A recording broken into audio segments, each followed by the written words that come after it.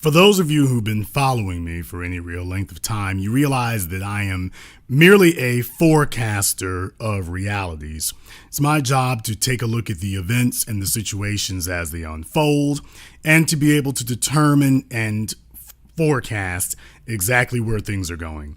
And right now, based on what I'm seeing and ascertaining here, we have encountered the generation of women that are the saddest, loneliest, and will be worked to death.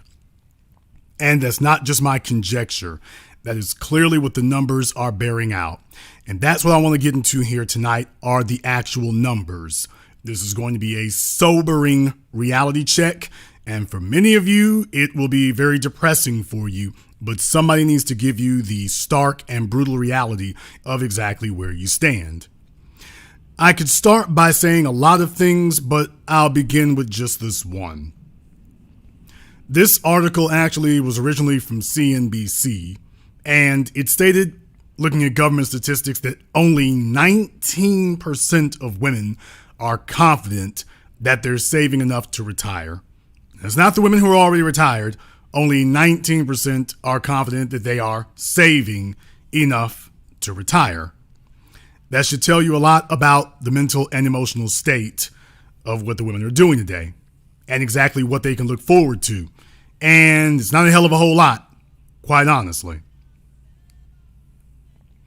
When you take a look at the numbers, it gets even worse in many regards. Essence magazine, and by the way, this is all from this year, only 1/3 of women are saving for retirement. Now, this one is one in particular that I want to review with you here, because in this particular article, there are some numbers behind the numbers, and it's important to know exactly what those are. I'm going to read for this from you here, a brief part of it here, so you can get some idea of what they're talking about. Women now face greater risk of either not being able to retire or running out of money when they do. There's long been a disparate rate of retirement savings between men and women due to the gender wage gap. Actually, is due to women's spending habits and lifestyles. Now, according to findings from TIAA's financial wellness study, the pandemic has made it harder to bridge that divide. We were going to get here no matter what occurred. The pandemic simply fast forwarded us to the only possible conclusion. It says, after polling 3,008 Americans ages 18 and older on a range of financial management topics, the survey findings pointed out that only about 1 in 3 women, 31%, so it's actually less than a third, are saving for retirement compared to 44% of men. The findings also reveal that more men, 35%, feel confident they're on track to live comfortably throughout retirement without running out of money, compared to 19% of women. Let me say that again. 35% of men feel confident that they're on track to live comfortably throughout retirement without running out of money, compared to 19% of women. It actually gets a little worse when you go down. It says 80% of men have saved at least some money for retirement, compared to 63% of women.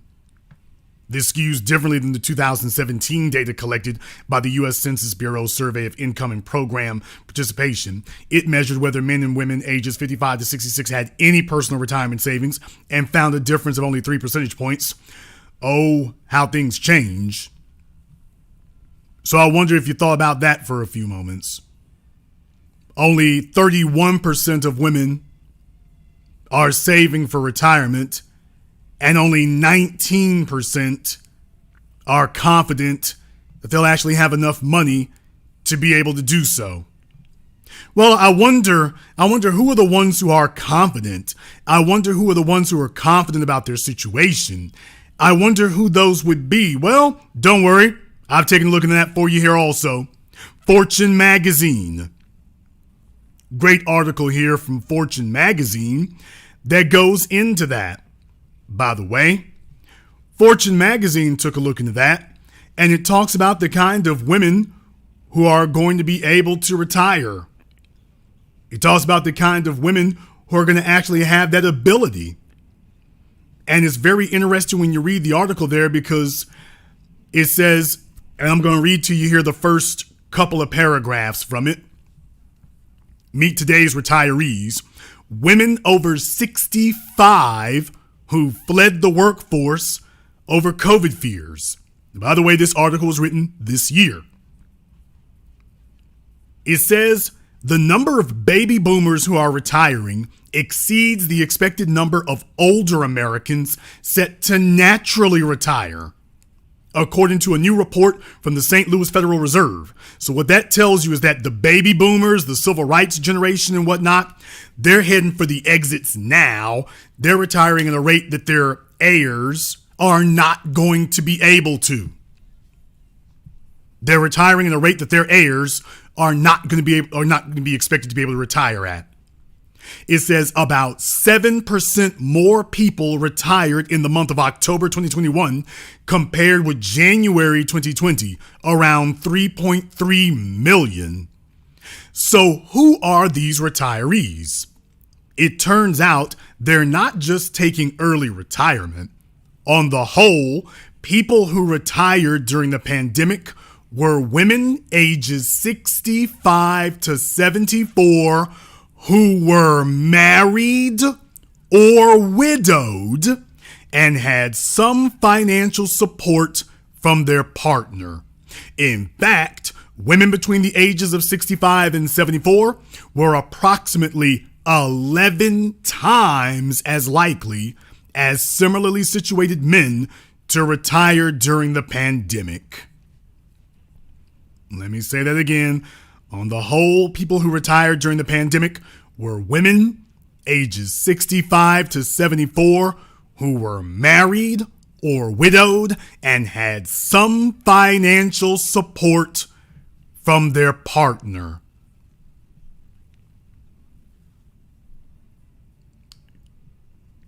Folks, this isn't conjecture right now. If you want to know why it is that most of the females today are angry, bitter, scared to death, taking pills and antidepressants while they're drinking, while they're smoking, while they're sitting on social media attempting to negotiate and bully and badger people into giving them pats on the back and attaboys, is because the bottom line is that women today have stared into the abyss of the future and they see nothing but endless work. They had all kinds of ideas about where life was going to lead and what they could expect, and none of it has turned out the way they thought. They are starting to do the math and crunch the numbers as they get older, and all of those youthful expectations that they had of a life of leisure and a life of luxury, where they would finally be able to take it easy, all of that is beginning to fade away as the brutal realities come crashing in of what they will not be able to do as they go into their declining years across the board. It's ugly and getting uglier by the day. There is no way out. The game is over. There's some brutal realities that I'm going to go into here. But before I do, I want to go ahead and do another reality check. Oh, no, he didn't just bring receipts. He brought invoices. Came fully ready to bear tonight. Because some of you are going to be sitting there in your heads. Some of you ladies are going to be sitting there in your heads and saying to yourselves, well, don't worry. When I get older, things going to change and I can handle this and whatnot. And you're telling yourself you're not going to be like your Aunt Ida. Things were looking pretty rough over there, and you tell yourself that you're going to be a more glamorous version of her. No, it ain't going to happen that way for you. Well, Jason, why in the world would you say that? I can say that because of the way you live your life. What do I mean by that? Take a look at some brutal realities here. When you talk about retirees and what they spend, Motley Fool did an article about the fact that there are expenses that the retirees today do not expect. They don't expect them.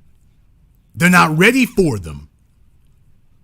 On the average, they're not ready for them at all.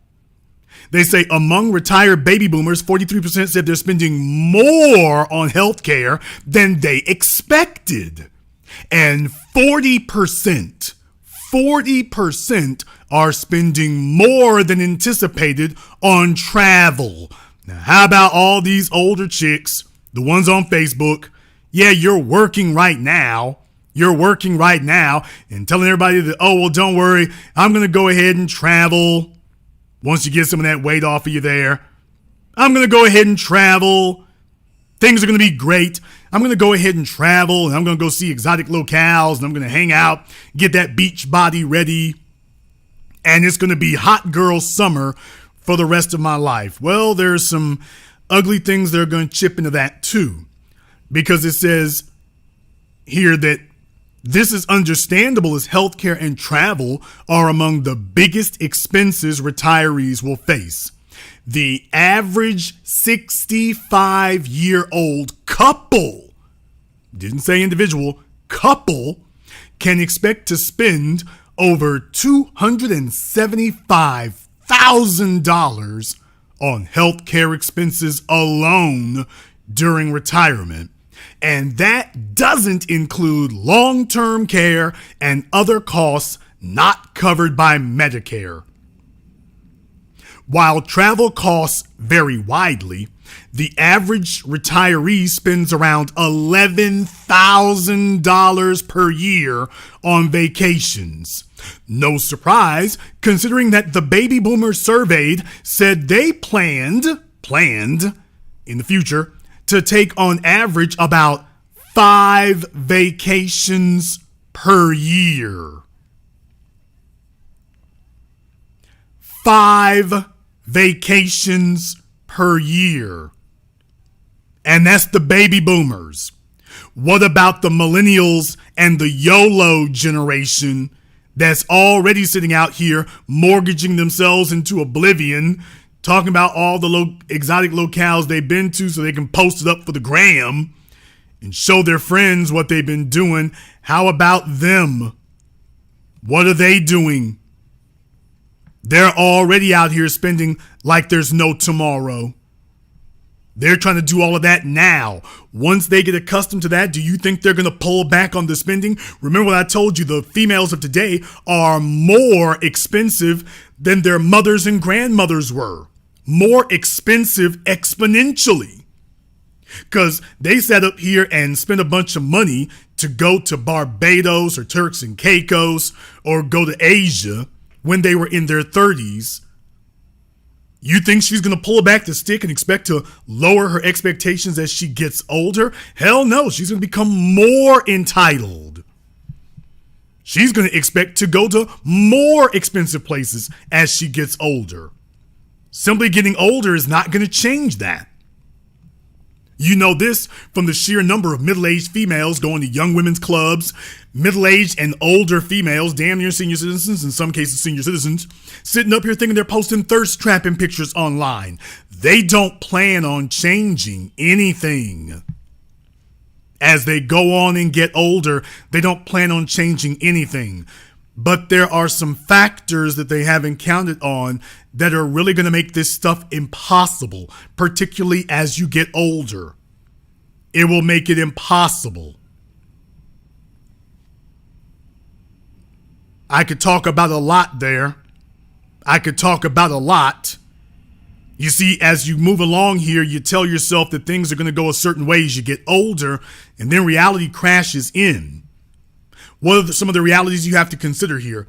Think about the fact that if you are, let's just say that you're a woman today, you're in your 30s or 40s, and you live in Atlanta, Tampa, DC, Dallas. I'm not even going to name New York and LA or San Diego. I'm not going to go to the really huge expensive places. Let's just say that you live in one of the other cities that's on their way, that's become a megalopolis. How many of you need, not you want, you need to be making over $80,000 a year just to keep your head above water living in one of these cities? Atlanta, Chicago, Charlotte, DC, St. Louis, Baltimore. To the women listening to me right now, how many of you need, not you want, but take a look at your life, you're making $80,000 or more a year, and most of you are not. No shade, the numbers make it very clear. Most of you are not making that. Most of you are not. But how many of you need to be making that just to survive in one of those cities? Phoenix, Arizona, Seattle, Washington, hell, Montana. I'm talking about right now, you are of your prime working age, you're in your prime physical condition, you are in your prime health, and you have to make that kind of money just to survive where you are.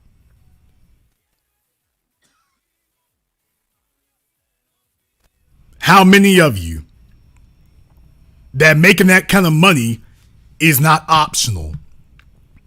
Making that kind of money is mandatory. You have to make that. You have to make it. And that's while you're working. Once you retire, then what?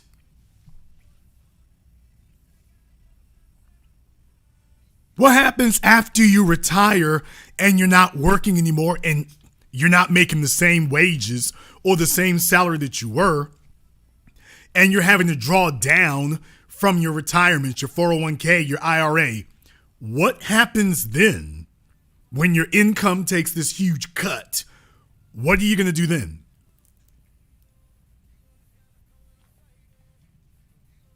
And I'm not even including things like whether or not you purchased a home in the single most expensive housing market in history. I'm not even including that. I'm just saying, all things remaining equal, whatever you're paying in rent where you are right now, if all things remain equal,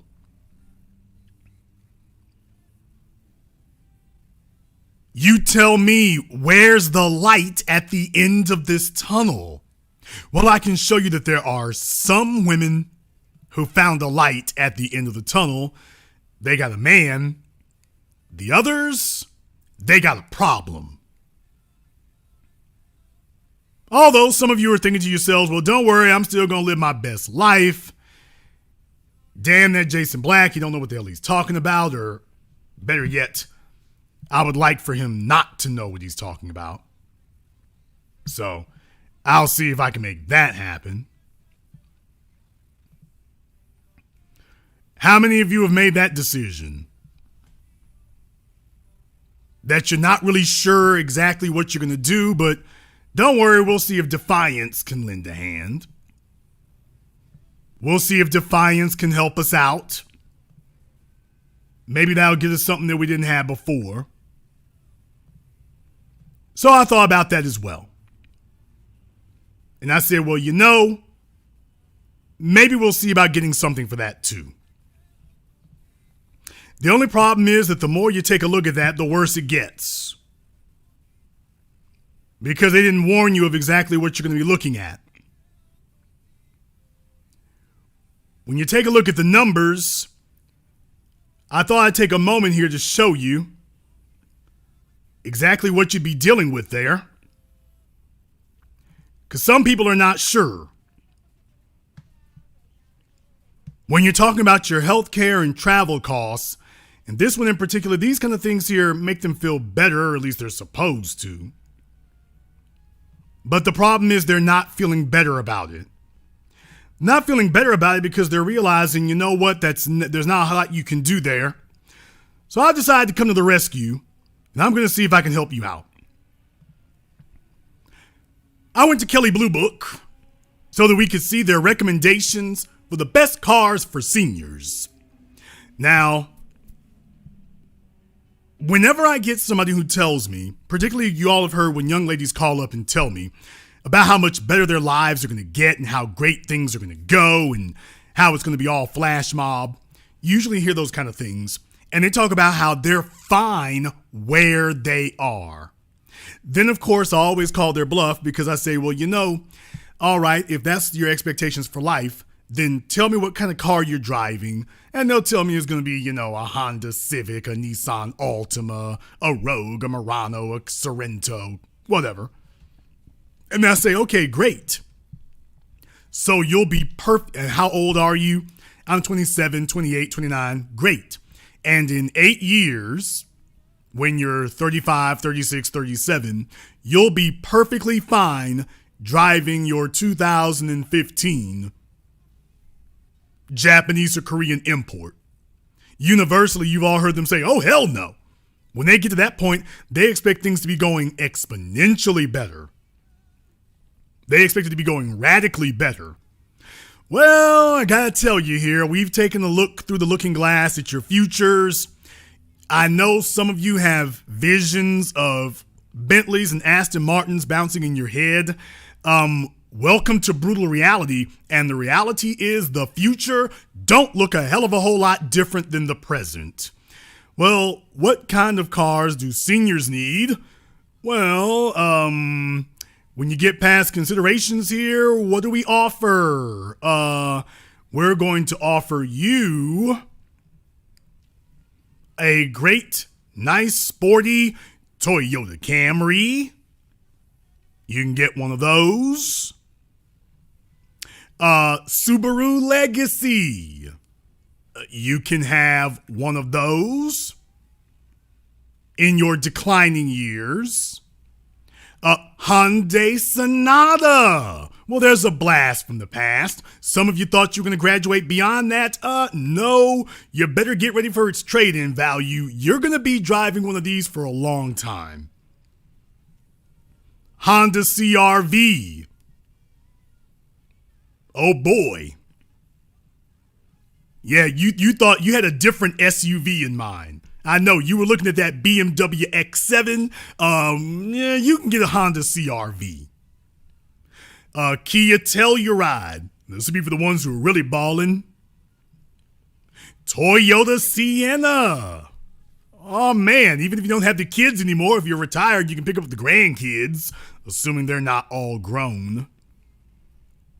Nissan Murano. So all of my LPNs and RNs, but particularly the LPNs, hey, it'll be a vehicle you're already familiar with. You're already familiar with this one. Won't even require you to go through much of a change to learn anything. The Ford Bronco Sport. All I'm going to say on this one here is don't bet on it. Don't bet on it. I know you kind of thinking to yourself that was going to happen. I wouldn't bet on it. I got a feeling that's going to be a bridge too far. I think that's going to be a bridge too far. The Volkswagen ID4. Oh boy. But what do you know? You might be able to get one of those, huh? Might be able to get an electric car. Yeah, you were thinking about a Tesla. No, we're thinking more like the electric Volkswagen Beetle. Ooh, look, a bigger SUV, the Subaru Forester. So we went from the Forester to the Legacy. I mean, from the Legacy to the Forester. As a matter of fact, that one's rated number 1. Oh, that's not number 3 or 4. That's number 1. Man, when you number 1 for used is number 1 Subaru Forester. You thought you were going to get away from that. No. You can get one of those. Oh, Toyota RAV4, just in time to upgrade from your CR-V. Yeah, the future ain't looking very different from the present. Honda Fit. What are we, college students all over again? But it gets good gas mileage, which you will need so you can save money to eat cat food. The Kia Soul. I rented one of these once. This is probably about as close to driving a cereal box as a person can be. This is about as close to driving a box of cereal. If they put a steering wheel and a brake pedal and an accelerator in a box of cereal, it would be the Kia Soul. The sound system was so damn anemic, I would have had better audio fidelity if I had hummed the songs myself. Hyundai Santa Fe. Never will forget this thing. If you take a look at a Dodge Charger in a parking lot and then put a Hyundai Santa Fe next to it, you'll realize how small that thing really is. The Hyundai Kona, okay, if you want an electric SUV, if you dare call this that, it's just a hatchback, all right. Oh, Nissan Rogue. Well, if you're looking for a used one there, you can get a Nissan Rogue. Kia Forte, Honda Odyssey. Yes, indeed. Boy, I'm telling you, you didn't think the future was going to look like this, now did you? No, you had ideas in your heads that things were going to go a hell of a lot different than this.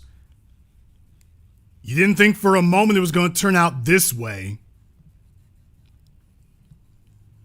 If they'd been a little more honest with you, you would know that these numbers are not cute.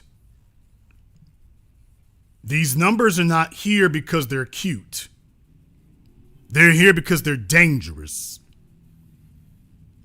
They're here because this gives you an absolute vision of the future. And what I'm saying is that nobody plans to fail, they just fail to plan. I asked a question on Facebook earlier today. It was something that I wanted people to think about. And the question I wanted them to think about was a very simple one. Ask yourself, when you look at your method of making money, are you on a path heading toward lifelong enjoyment? Or are you heading toward lifelong work?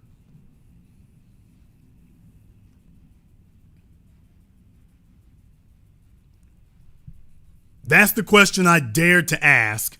I gotta tell you right now, the answers are absolutely damning. We have a generation of females today that by equal parts of selfishness, hubris, a little ignorance, because it wasn't a bunch of ignorance. It was just, you have a society that played upon your arrogance, narcissism, and selfishness. You're going to have a heart-to-heart moment with yourself and admit, you know what, they really played on our selfishness and our conceit. The only way you can stop this is by admitting that you have been conceited, arrogant, and selfish, and that you need help. That's the only way to get out of it. Because let me tell you right now, they love this. What they've maneuvered you into is a position of lifelong work. You're in a position of lifelong work now. You won't be able to get out of the race. How many of the women listening to me right now, you plan on driving your Honda CR-V for the next 10, 20 years? That the car you're in right now, that is the best you're ever going to have, and you're perfectly fine with that. Even some of you who might have a little old Mercedes putting around in. You ain't got nothing but a Mercedes C-Class or an BMW 3 Series. How many of you, if I told you you're going to be driving that for the next 20 years, you'll be like, I'm perfectly fine. This is the last car I ever want to own. I don't ever want anything nicer or better. I'm through with that. I just want something that gets me from point A to point B out, and I will enjoy the ride. How many of you?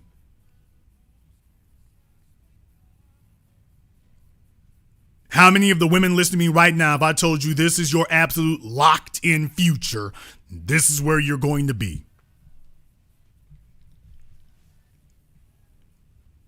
If you wanted somebody who was bringing you the hard numbers, the facts, and the evidence about why it is that women today are so sad, lonely, perfectly miserable, and working their way to their deaths, they're going to keep working until they die because you can't get out of it. If you're a woman making $80,000 a year, most of you are not. That's more than twice the amount that black women make.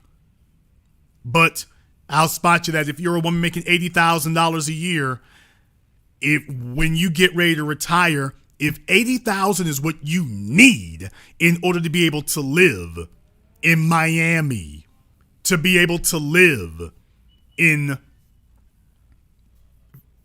Fayetteville, to be able to live in Philadelphia, to be able to live in Pittsburgh, to be able to live in Nashville, Tennessee.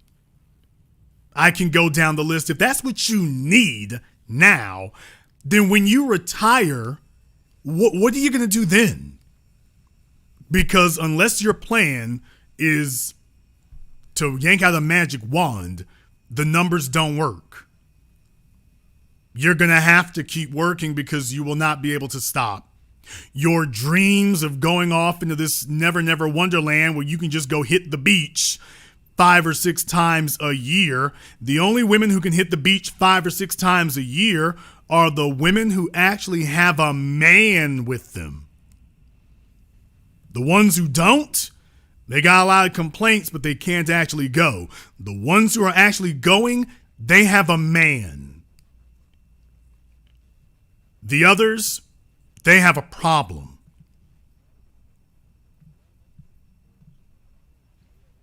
If I could tell you right now that that's where you were going to end up and that that's where the math was going to take you, would you make a different decision? Speaking to the ladies right now, and I'm going to open up the telephone lines here in just a moment, and I want to ask, especially the older women, any women over the age of 45, I'm going to open up the phone lines here tonight, and I want us to have an actual conversation about this. If you like what you're hearing on tonight's program, if this is giving you insight, analysis, numbers, facts, and data that you haven't gotten anywhere else, or you're glad to be able to have it accompany you here, hit the like button for me. Give me a thumbs up in the chat room and hit the like button for me. That's all we ask. I want folk to know that you all understand what you're listening to. And to the older women who are listening here tonight, I'm going to go ahead and open up the telephone lines for you. And if you knew then what you know now, would you have made different decisions?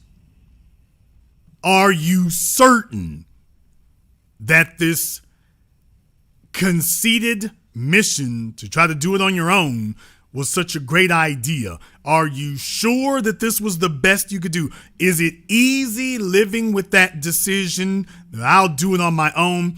Is it easy to live with that decision now? Is that an easy decision to live with, or is that decision hard as hell to live with now? How many of you have the honesty to admit that's a hard as hell decision to be making now under these circumstances? That this is not at all the way the plan was supposed to go. If you've got the courage to admit that, I want you to go ahead and give us a phone call here. I want you to go ahead and give us a phone call. I'm going to go ahead and open up the telephone lines. The number is 646-787-1933. That's 646-787-1933, your personal access code to the program that laid the foundation upon which all the copycats on YouTube fix and stage everything else and rip off what they're going to be talking about later.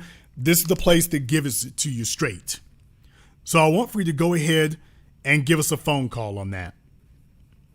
Go ahead and give us a call. The number is 646-787-1933. Once upon a time, I knew a female, and I told her, As long as you're with me, you can work 2 days a week. That's all I'm going to require of you. Long as you're with me, you got a car, you can spend. We've been together for a while, and I said, you know what? Long as you're with me, you'll be taken care of. You only have to work 2 days a week. That's all I'm going to require. You work 2 days a week so you can pay your tribute. You got to pay tribute. If you're with a fella here, if you're going to be with somebody like me, you have to be able to pay your tribute. I told her all you got to do is work 2 days a week. She said, but you're an affluent man. Why do I got to work 2 days a week? I should only have to work 0 days a week. She now works 6 days a week. She now works 6 days a week, driving her raggedy Japanese import, and things are not looking the way she was expecting it to happen. Wonder if that was the plan. Oh yeah, by the way, no savings, no assets, no anything. And I suspect that things have not changed. I have no reason to believe that someone so stubborn and hard-headed would change. I don't think years are going to do that.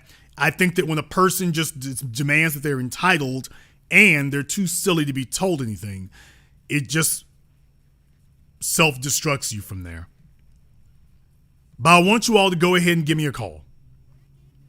The number is 646-787-1933. That's 646-787-1933.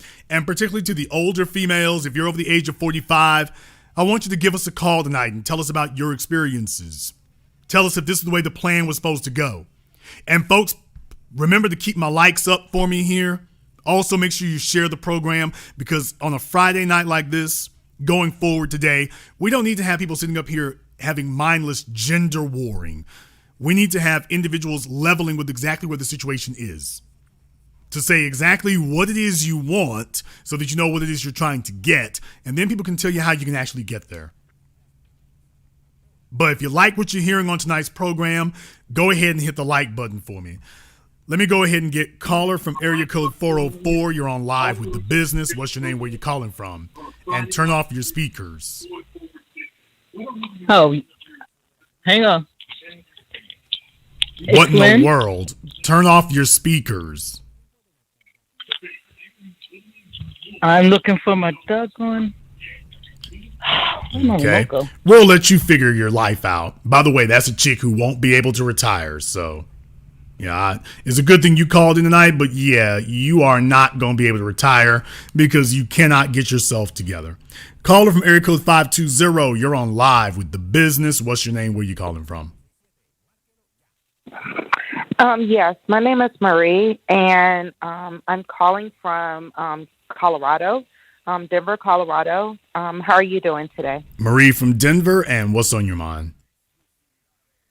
Yes, I was just calling to say I am 45, and I think if you as a woman, speaking to the women out there, do the right planning, then it can be possible for you to retire. I served in the military for 20 years in the Air Force as a combat medic, and I don't work anymore. I retired in 2016. I have a 401k. I have savings. I am secure in everything, my medical, my financial, spiritually, the whole 9 yards. And I'm not married and never had kids.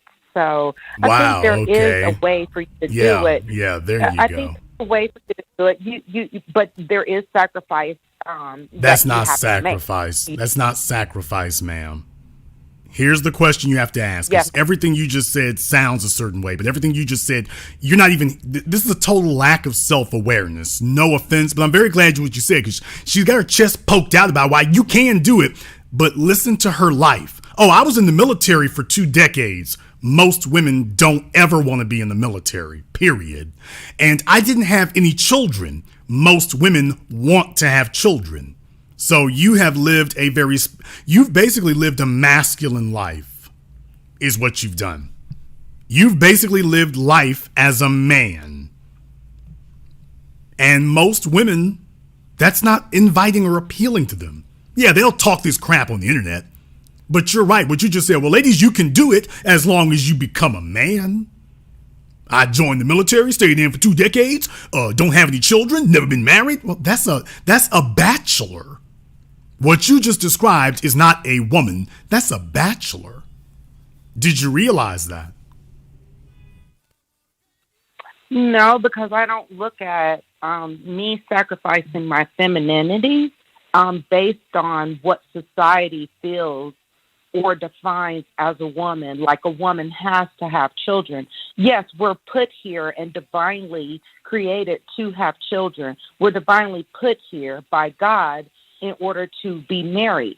But if we choose not to do that, there's also a choice that if you don't want to do that, if you don't want to, go down that path, there's nothing wrong. Well, yes, with ma'am, but that's is equally as, but you would be equally as accurate to say, and if you don't want to marry a man, you can marry a woman. You don't have to marry a man like society and nature and biology expects you to. Why, you can marry a woman too. The question isn't what can you do. Let me ask this again, ma'am. What is it that the majority of women want to do, desire to do? Do the majority of women desire to sit on their ovaries and watch them rot? Or do the majority of women want to become mothers? The majority of women do want to get married based on what. Okay, slow down, ma'am. Okay, that's you just hurt yourself very, very badly. You heard the question you were asked. Do the majority of women desire to become mothers? Yes. Okay. The majority of women desires to become right. mothers. And the only reason you got where you are today is because you've lived your life essentially as a masculine bachelor. Well, and you're right, that works fine if you're willing to give up these unique attributes that make you a woman. Yeah, if you're going to willing to give up all of those, well, it can work. Just be willing to sacrifice all of those special attributes of femininity, because nothing you said is feminine. There's nothing you said is a feminine attribute. Nothing.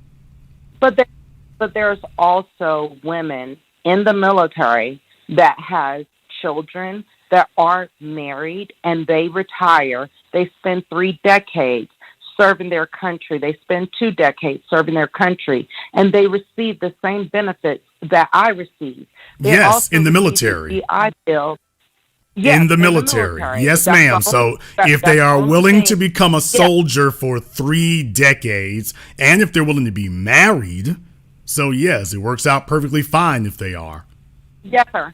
And also, but they could do that outside the military. They could do that outside the military and be just as fine. Yes, sir. And they also receive the GI Bill. So if they decide not to go to school, like for instance, and be educated collegiately, like for me, I do have a master's degree in alternative holistic medicine. But if they choose not to, they can pass that GI Bill on to their kids. So now their kids don't have to pay for college.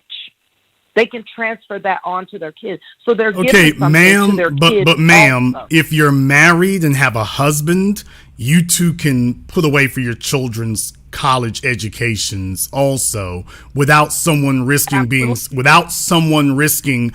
sent to Afghanistan or Iraq for some bull jive war. I understand completely. Yeah, and like it's I all say, about you keep leaving. Yeah, but you keep leaving that part out. That's a crucial part. You can't leave that out and then talk about how great the benefits are. Yeah, the benefits are great. If you're one of the folks who survives, it's great. And if you're not, yikes. You keep leaving that out. I agree. That's not a minor thing. That's not a minor point that you can just gloss over. You really got to stop and you really got to stop and acknowledge, by the way, this is really off the beaten path. This is not really something that most women are going to want. This is not appealing at all. There are better, listen to me, there are better methods. There are better alternatives. What you did, and that's perfectly fine. If you choose to do that, that's perfectly fine. But just understand, that's Yes, not sir. going to be It's all about appealing. choice. Yeah, It's all about freedom of choice. Yeah. If that's what you choose to but do, is it a and that's choice? what you always Okay, do, but it's only a choice. that works. It's only a choice. Yeah, but what you're doing, you say if that's what you wish to do. Problem: the overwhelming majority do not want to do that. So you're trying to solicit something For those, that, I totally ma'am, respect- I you're totally trying to. respect No, their you decision. said, well, hey, ladies, you can do this. You can, quote, make it on your own by doing something you absolutely don't want to do. That's what you said. You opened up the phone call by saying that. But I'm speaking to a small batch of ladies that are listening. I'm not saying it's for every woman. I know most women would never want to go into the military and go into war. It is nothing pretty. It isn't. There is a downside, but there's also a downside to every single thing. If you're Not that struggling- big of a if you're downside. struggling financially, if you're struggling financially, there is a downside to that. I retired at 39. Did that come with sacrifice? Absolutely. 100%. I've never worked again after 39 years old. Okay, So you have to but what decide- did you give up, ma'am? I mean, think about that for a few moments. She went in the that means you went in the military when you were 19. Yes, sir, I did. Okay, so in other words, like I'm saying, there are huge parts of your life that during your prime years were completely skipped over and omitted so that you could join Uncle Sam's army. That's not a minor thing. So you're talking about, well, there's a small group of women. Problem, they're statistically insignificant. The overwhelming majority of the female population wants a different life. What do you have for them? For those women, then you have to make a different choice. You have to work until you're 65 and then make sure you put away, make sure that you have a 401k, make sure you have a plan for your kids to go to college, make sure that you have a plan for your medical and your savings saved up, not only for you, but also for your husband. But for me, going into the military, my whole life was not about war. I saw the entire world. I traveled a number of countries and experienced different cultures. And I was able to do that. And I loved that part of my life. Ma'am, okay, here's the problem. I love that. I traveled the world. You traveled the world how? Just going on vacation. Ma'am, you Just were going on vacation. you're saying Yes, that sir. I you was allowed. you're saying that you allowed went to even. you saying that you were going, that was not part of you being sent by the military. Yes, sir. Yes, sir. You're allowed 30 days of leave, which is vacation time per year. You're allowed 30 days of leave.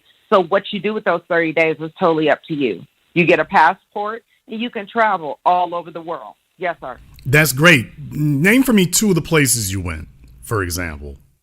I went to Paris and I've been to Prague. I've been to Scotland. Well, I've slow been down. to Slow down. Ireland. Slow down. I've been to Paris. Yes. I've been to Prague. Great. How long did you stay in Paris? I was in Paris for a week. You were in Paris for 7 days. You have 30 days of leave. You were in Paris for 7 days. Most people who work for a corporation Yes. have 2 weeks. But all right, Paris for 7 days. Can you tell me, what did you do while you were in Paris for 7 days? Yes, sir. I saw the Louvre. I also I went to a perfume factory where they make perfume. I experienced art museums. I experienced, just different restaurants and things like that. And I just had a wonderful time. Who did you to be go honest with? you. Who did you go with? I went with 4 other young ladies and 2 of my brothers in arms that were in the military as well. I went with 4 females and 2 males. Yes, sir. And were you dating either of these males? No, sir, I wasn't. We were just all friends and decided that we wanted to go to Paris. Okay, so these males were your friends? Yes, sir. They You were my do friends. realize that's damned insulting to the intelligence of other adults, what you're doing right now, right? This is very insulting and degrading to the intelligence of other adults. When men are not women's friends. We don't go. A man's not going to go with. A man's not going to accompany five. A man is not going to accompany 5 women to one of the quote unquote most romantic cities in the world because he's their friend. So that's kind of insulting to say that to the intelligence of other adults, that this man is going to go with 2 men are going to go with 5 females, and they're just going there to hang out and eat cookies and go stand and take a look at art. And I respect your opinion on that. That's not an opinion, ma'am. I mean, that's really not an opinion. Furthermore, it would be a waste of time. How old were you when you went to Paris? When I went to Paris, I was 22. You were 22 years old in Paris, and you were not there with a significant other. It was just you going on a non-sexual girls trip. Yes, sir. And you were there for 7 days, and we went to restaurants and we went to museums, and we called that a fulfilling experience. Absolutely. Because I want you to, I just want the young females listening right now. You all tell me, how attractive does this sound for you? Yeah, there are men there. Oh, we're not there. We're not there for that. I'm here to hang out with a bunch of other chicks in Paris. Allegedly. And we're bringing the 2 guys along to help us carry our bags. Because that's what these guys don't want anything from guys don't want anything from us. They don't want anything from us. They just want to carry our bags for us. No, and it wasn't that. It was more of a cultural and historical experience to learn about Paris and how it played in World War II or World War I. You can read Encyclopedia Britannica and find all that out. You don't have to go there with 5 females for that. Sure but it will not be the same experience as being in that country. It's not going to be transformative. Why do I have to go with 5 females? That's degrading. So you tell me these 2 guys got friend zoned. And I respect their Okay, slow down. What you're saying is these 2 guys got friend zoned. They went all the way to Paris and willfully got friend zoned by not 1, not 2, not 3, not 4, but 5 females who walked them around Paris like dogs and to friend zone them. That wasn't the intention, and that was not how it was presented. Okay, but that is what happened. You're saying you had 2 guys and it was strictly a friendship relation. Yes, sir. Okay, that's friend zoning. If you have no interest in them, yet you're keeping them around and you've got them doing things for you, but you're just keeping them friend zoned, that's why we call it friend zoning. We didn't have them doing things for us. We all pay for our meals. We all paid for our hotel rooms, the whole 9 yards. Okay, but what do 2 men on vacation? This is not work. You're trying to frame this like this is work. It's not. You just said it's on vacation. Why would 2 men, ma'am? I'm hosting my program.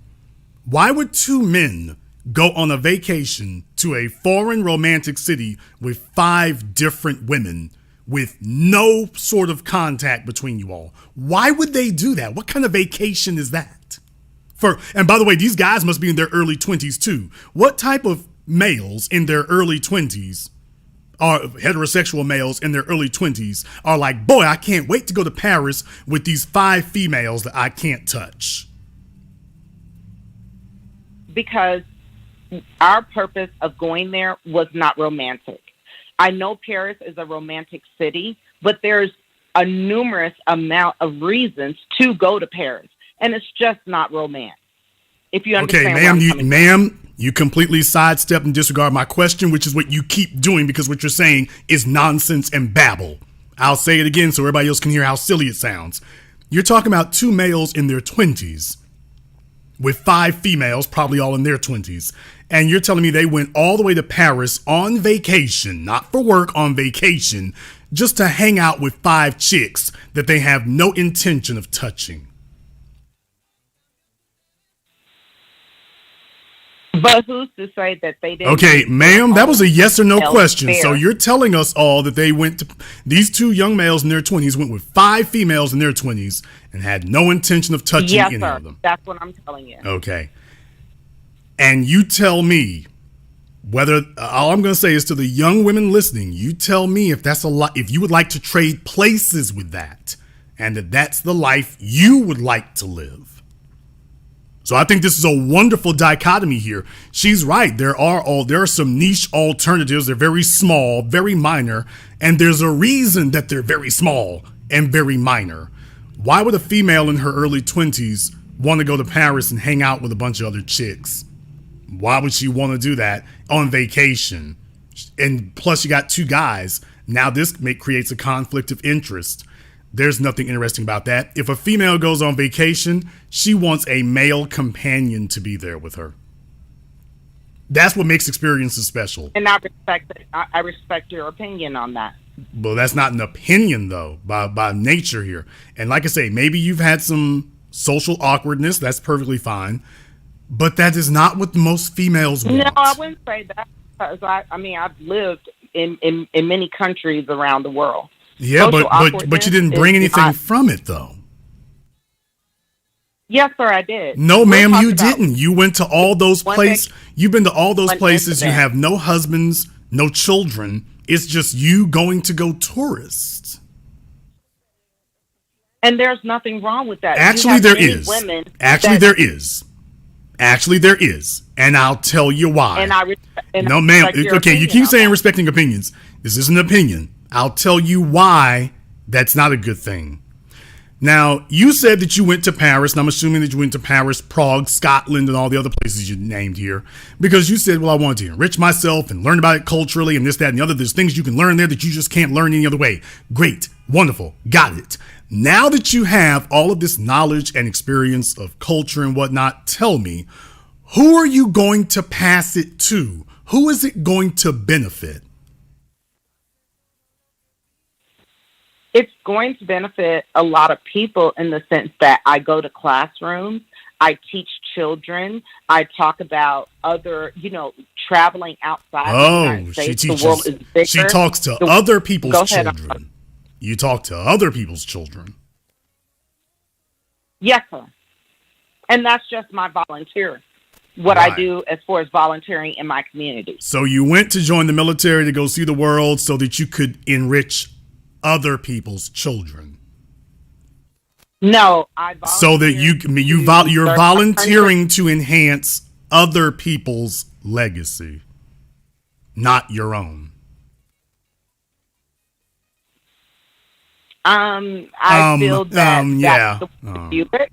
Yeah, there you go. Yeah, I feel that's the way you view it, and I can respect that. Ma'am, it's not okay, ma'am. Excuse me, ma'am. You can repeat that sentence all you want to. That's just like saying, "Well, I guess I seen leprechauns on the Empire State Building." No, man, you didn't see anything there. That's not perspective. That's a fact.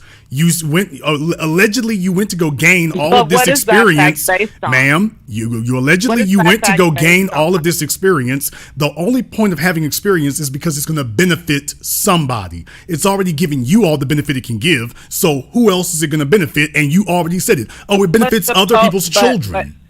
But here's the thing: suppose God put me on this earth in order to serve out that purpose. To benefit and to benefit. Purpose. Okay, ma'am. Can you prove that? Well, can you prove what you just ma'am? said? No. You're the one who suggests. You're the one who suggests. No, I don't have to prove anything. You're the one who just suggested it. I'm asking on what basis can you prove it?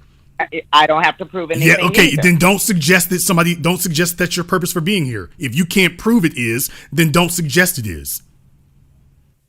Now, unless you can prove it, you can't say it. I know that I was put here for a purpose of service. My whole life has been service. Prove it. Show me tell me who we can talk to who can verify what you said. That's going to be between you and God. Okay, so in other words, you have nobody we can talk to who can independently validate what you're saying. So you're just making it up. Ma'am, you're just making it up. I don't need anyone to tell me what my purpose is. I know my purpose at 45 years old, and the things that I have seen. Correct, and the but you things that I can't have say this. witnessed But you throughout can't say this you were world. put here for that. Somebody that's implying that somebody else put you here. Unless we can talk to that somebody else, then it's just you talking. That's all. Somebody else is God. Okay, then can that's you somebody get? else's Do God. you have proof that God did that? I already know. Okay, that God thank did you. that All from right. the way that I Where's live your my life. proof? Where's your proof of it that we can examine ourselves? By the way that I've lived my life. Okay, so in other words, the only proof you have is you, but you said that God did it. I want to have the conversation with God so we can verify that you're not just sitting here lying and babbling. And that's only through prayer. That's only Okay. through prayer and faith. I can't Ma'am, okay. provide you At that point right that. there, when a person starts invoking intangibles to try to make a point, they've just conceded they don't actually have one. However, to the young women listening, I want you to remember this phone call. This has been very informative. There is an alternative strategy if you'd like to take this one. And these are the things she tells herself to comfort herself for never having had a husband, not having any meaningful male-female relations. Wholly 75% of her biological expression has been denied. She's been 100% soldier and 25% female. And this is what it cost her. And she's saying now, I'm perfectly fine with that. How many of the rest of you would like to look back at the age of 40 or 42, look back over your life, and this is what you've got to show for it? All those decades, you don't have a man sitting beside you to share your life and be your companion. You have no children to pass on your experiences to enhance your legacy. You went from serving Uncle Sam to going around and serving another country to serving other people's children, but not serving your own. But what would happen for those that, suppose no one served anyone? What would happen to those people that are in need, though? You have to have people to serve. Everyone has a role. I understand where you're coming from. And yes, you are right. There are women that need a husband or that want a husband and that need children and want children. Not every woman needs that to survive. Not every woman needs that to thrive. Do you understand where I'm coming from? It's not meant for every single woman. Ma'am, to have a woman husband. without a man is only half of a being. You're my proof of that. And I respect your opinion. Ma'am, you're my proof. I mean, I don't have to say anything except Exhibit A. And I totally and where do you get this proof from? Like education wise, what have you studied? What studies have you? Do you have a psychology there background? There isn't anything feminine. Because no, I have ma'am. a bachelor's Okay, in you asked a question. I'm psychology. answering the question. No offense. Okay, go ahead. There is nothing feminine on this phone right now. There isn't anything feminine about this. That's the problem. You do not exude femininity, because when a man talks to a woman, there's supposed to be a level of attraction. There's no level of attraction here whatsoever. I feel like I'm talking to my Uncle Charlie. To one man, that I'm talking to one man, and that's Ma'am, your okay, opinion but that you are not ma'am, okay, but And I'm okay with I'm an that. objective person here, and there That's are no not- other men having picking an up, intellectual- ma'am. There are no other men we're picking having up attraction cues conversation. either, ma'am. I feel like I'm talking to a guy in the military, and what I'm saying is, I can believe you're in the military. It's a very androgynous energy to you. There's nothing sheerly feminine, nothing. That's the problem. That's what you got robbed of. I shouldn't say robbed. That's what you gave up. I feel that it enhanced me. I feel that it gave me growth. I feel that it literally expanded my existence on earth. I have an experience that most people, men or women, will never ever have. And Okay, I but love it doesn't that. benefit And I'm not you. down with those But people. it didn't I'm just benefit saying you. My life has been fulfilled. But it didn't You benefit feel that you. my life has been fulfilled. Ma'am, it's not me saying I- it. You're 40-something years old, and all you have is yourself. And there's nothing wrong with that. And who says I only have myself? You're on the phone with me right now on a Friday night talking about you have no husband and no children. You're talking in circles now. And that happens too when you've been alone for decades with no companion. You're just kind of talking irrational circles day after day. And that's what being alone for so long costs you also. There's a mental and emotional cost to what you've done. But hey, she got a GI Bill and a government pension. Hey, she got a GI Bill and a government pension. And where this conversation started out was being financially sound, and I am for the rest of my life. All it cost her was everything else. Thank you very much for giving us a call. Exhibit A. Couldn't say it any better myself. That was an excellent phone call. Exhibit A. Yeah, ladies, go ahead. Keep being hard-headed and stubborn. Keep talking back. Keep wallowing in this delusion that you can argue your way against facts and reality.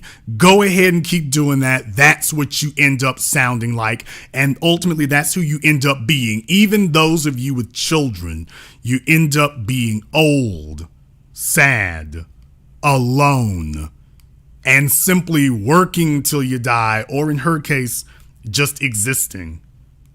Looking back over your life, and there are no sparkling memories that really stand out to make other people say, damn, wish I'd have had that. Because at the end of the day, no woman wants to experience her life by herself. That's isolation. No woman wants that. Caller from area code 305. You're on live with The Business. What's your name? Where are you calling from? Hey, Jason. This is Shay from Jacksonville, Florida. Shay from Jacksonville. What's on your mind? Oh, I just wanted to say, I'm sorry, but that last caller that story was truly an eye-opener for me. And I'm going to be honest, that's not a life that I want. And I'm pretty sure that's not a life that a lot of women that are younger want for themselves. And she mentioned about being financially sound, but if you don't have anyone to share that with, literally no children, no man, no one to truly share your experiences with, where you went with, there's no point in it, you know? And I really wish I knew a lot of things that I know now. I would have corrected a lot of my mistakes, because I found myself being one of those women that when I was younger, I just thought I had time and I could just do whatever, and now I'm having to work a lot, and it's definitely taken a toll on me, on my health, and just my overall mental. So that's just all I want to say. Well, certainly you can hear that she got there because she made a lot of short-sighted decisions, and now what she's trying to do at her age now is rationalize those decisions to herself. She never had a husband. She never had children. She traveled the world and basically was the third wheel to everybody. But she hasn't been an inexpendable part of what she's done on her own.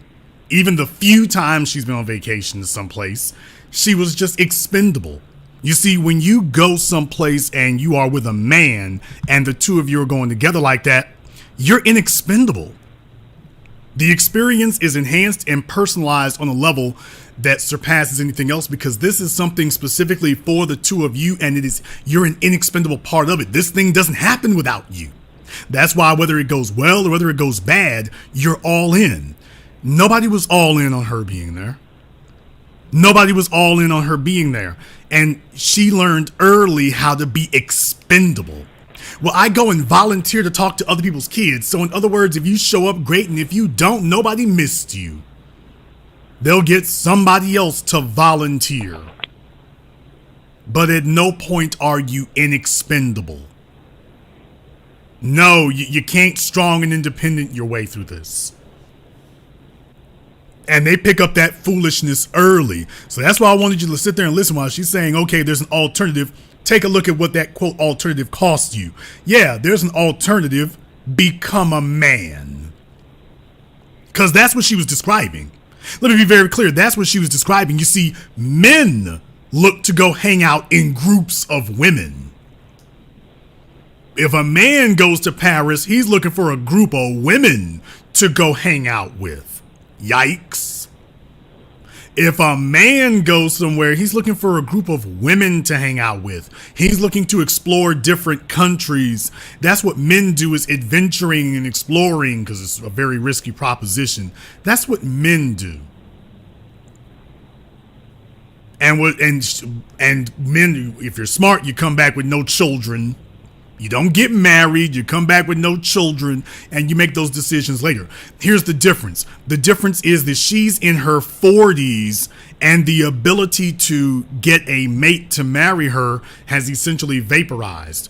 Whereas if a man had done the exact same thing that she's done, if a man had spent the previous 20 years traveling all over Europe, traveling all over Asia, if a man did this, it comes out as a positive for him, because when he gets 40 or 45, he can go marry a female who's 30 or 35. And he gets to bring all those benefits of his experiences to her, and thus to his children. You see, there's the problem. She's followed the pathway that works for a man, but because she's not a man, she can't actually use any of this. So she got caught in a trick bag. It's an androgynous mentality, and it works for men, but it doesn't transfer to women. Now she's 40, and all she can do is deposit all of the benefit of this experience with other people's children. She can't do it with her own. There's no man that she can sit there on a daily basis and talk about, hey, remember that time we went to Paris? Remember that time we XYZ? She's not building any memories with anybody else. It's just her. No one to pass it on to. So she's emulating an example, just the wrong one. And young women need to ask themselves, do you really want to follow the pathway of failed old women who made all kinds of listen to how prideful she was. She's made prideful, arrogant decisions, and she's invoking the almighty as opposed to invoking the all wrong in her case. And young women have to ask themselves, is that who you wish to become? Thank you very much for giving us a call. Let me get caller from area code 510. You're on live with The Business. What's your name? Where you calling from? Hello, Jason. My name is Carla from Chicago. Caller from Chicago, and what's on your mind? Well, the first woman that called in, yeah, she lived a life as a male. And I'm just going to speak to Black women. I'm a little nervous, but I'm around her age, and I actually had how could you say it? Access to producers. But working in the engineering field, they were all white males. So I had some opportunities, but I couldn't take the leap as a Black woman. But you can't do it on your own. And I had to tell my mom and a lot of her sisters, they're unmarried, they're single mothers. And I said to her one day, I said, Mom, do you know what I see? I see a lot of stubborn, broke, independent Black women in this family. And she got quiet. And she said, no one sees it but you. Now, I, like this other woman, also have no children. But the reason is for that is because I am the oldest of 3 girls, of a single mother. So unlike my sisters, I got to be the second mom. So I never had children because I saw the struggle that my mom was going through early. And I just swore that I would never repeat it. But if you work in an industry that is where there's not a lot of Black male influence, or there's not a lot of Black males there, to some degree you're going to run into the same thing. Well, I actually consider Because that to be a very pessimistic tone for it there. Basically, your life Well, has no, been... no, no, Slow but down. wait a minute. I came Okay, from the Bay. slow down. No, Slow down. oh, I'm hosting my okay. program. Yeah, I'm talking that's about right. your mom and what you expressed as being the effect on you because of that. So essentially, you allowed your mom's burdens to become yours. Just because your mom or your parents messed up, that doesn't mean it's incumbent on you to pick up their demons and carry them. And it's just really regrettable that you feel like it really put a negative view on you from motherhood for yourself. You can be a big sister to your siblings. You cannot be a mother. And instead of you taking your rightful place in motherhood, instead you're grappling with your mother's insecurities and her deficiencies and her evils and what she did wrong. And that basically puts this huge shackle on your experiences. And I think that this is the terrible, horrible legacy of black women in the society today. Take a look at what they do to their daughters. They don't raise the daughters to have better. They turn their problems into everybody else's. That's the issue. There's nothing honorable about that. There's nothing honorable about turning your problems into everybody else's, shamelessly and unapologetically turning your problems into everybody else's. That's the issue. So her daughter is out here complaining about white men in engineering, when in reality, she shouldn't even be out there trying to do that in the first place. She's supposed to be like the white women and have options beyond that. That's the real problem here. Jason, I had opportunities to date these men, but as a black woman, I didn't have enough courage to take the leap. So wait. To date which men? Would, huh? To date which men? No, I don't know. Being approached at men at the job. So I had proximity to men who actually had good jobs or men who had sons that had good jobs. The problem for me was that I wasn't sure about being, committing myself to someone of another culture or race. Okay, well, that's perfectly understandable. However, there are black men there are black men all over this country and all over this planet, so that's not really an excuse. Well, I came from the Bay Area. Okay, there are black men all over California, and even though not, you have the ability to leave, so that's not really an excuse. Yeah, no, I'm just providing. I'm not giving excuses. It wasn't you've already expressed what it is. It wasn't a priority for you because you've already been soured on the idea of motherhood, and thus you've been soured on the idea of marriage too. I mean, that's why I said that the two are connected. The outcomes of your behavior are very clear to read. It's not something you chose. Okay. You're reacting to an adverse situation you were raised in because you haven't said anything about a father. You talked about your mother. You haven't said anything about a father. So what you're saying is that you have never seen the example of how a woman productively, constructively gets along with a man in a leadership position in the home. You've seen a stubborn, hard-headed, ignorant female making problems all over the place, which unfortunately has become black female culture today, unfortunately. And you were like, well, I don't want any part of that. So you were not actually appraised to what your real alternatives were. There is another option. You do not have to follow in your mother's footsteps. But it's kind of hard not to when you've never seen an example of, okay, how does this work? Because it's not like riding a bicycle. It's like flying the space shuttle. It's a very complex thing if you've never actually seen it.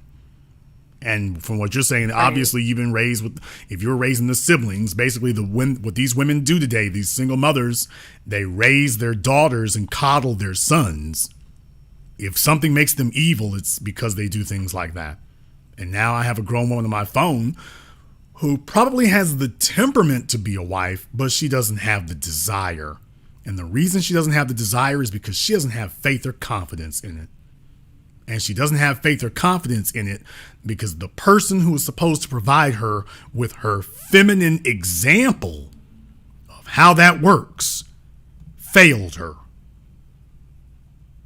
She dumped her problems on her daughter, and now the daughter doesn't have faith in herself. And that's a shame. That's criminal.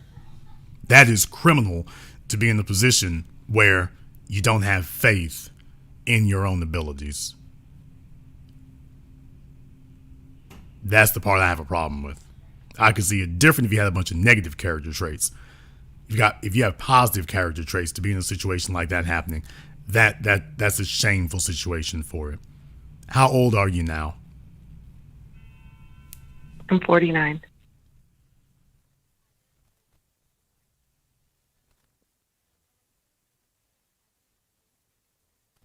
And never been married? I was married once. Just once? Just once. And no children? Yes.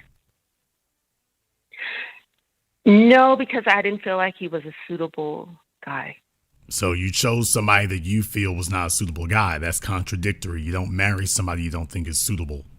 Not unless you have severe emotional problems. Not unless you're Jada Pinkett Smith and you're just looking to be a very sadistic, evil person. So no. I married him because I loved him, but down the road, as we, progressed, I decided that it wasn't working. We decided it wasn't working out. So no, that's not the way that works, ma'am. If a man proposes to you marry. Sure? Ma'am, I'm not making this up as I go along. Marriage is a huge risk to a man. The reason why women today are jumping out of marriages willy-nilly is because there used to be a severe penalty for doing it. Today, there is still a severe penalty, but only for men. You see, if the penalties to women were equal to what they used to be, when women see marriage as an elaborate date, as opposed to a serious thing. Because you see, when you got married, that priest told you a number of things that you made vows to, better or worse, sickness and health, till death do us part. So that's what females today have shown that they cannot be trusted to do. Well, I don't have to be trusted to do that because, you see, I can go off and go get me a job, and that gives me the ability to live however in the world I want to. And I don't have to take my marriage vows seriously. They take their jobs far more seriously than they do a man or anything else. And this is why they end up sad, lonely, and working till they die. Are you working now? Yes, I am. How long have you been working for your current employer? About a year. How long were you working for your employer previous to this? Actually, I've been doing contract work. So. How long you been doing contract work? Since like 2014. Okay. So basically in your 40s, what were you doing for work in your 30s? The same thing I'm doing now. But I left a job that I was at for like 7 years because it wasn't paying enough. And the only thing I could do was leave so that I could get better pay. Right. About how much were you making at the last employer you worked for? It's like 100,000. Okay, and you were living in California then? Yeah, and then I decided that it was just too expensive. I wasn't able to save enough money, so I moved to Chicago. Okay. Well, here's the issue with that. That's great. That's wonderful and everything. You're 49 years old. Just out of curiosity, right. Just between you, me, and the fence post, how much in retirement do you have at 49? It's not what it should be. Okay. It really is not. Would you say that it's less than $250,000? Yes. Would you say that it's less than 100,000? Yes. Because it's expensive being a woman. You know And what? that- You know what? thing- Can we just be honest? Yeah, it's expensive. In the words of the great James Earl Jones, and no offense, ma'am, life is hard. Yeah. It's even harder when you're stupid. Yeah. Being a woman is expensive. Yeah, but being foolish is the most expensive thing of all. And thinking that having the hard-headedness to sit up here and say, I'm going to go it alone, that's the most foolish decision that can be made. You see, your mother was a difficult female that nobody wanted to extend themselves for. Your job is to do what your employer does. Your employer doesn't try to do everything himself. Employers are the very definition of not strong and independent. They get other people to come in and they utilize the work and the labor of other people. Meanwhile, their employees' lives are in shambles. Yeah, because they're trying to do everything themselves. Catch a clue, people. Catch a clue. No, and you know what? And that's what I've been telling the women in my family, is that this strong and independent thing is not working.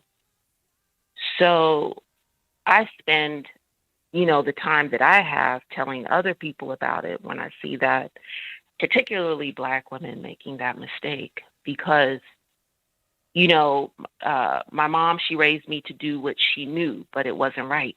Yeah, but here's the thing about it And now. I can At see 49, think about this for a few moments now. At 49, there's a reason why I keep bringing this up, because at 49 years old, that's very serious.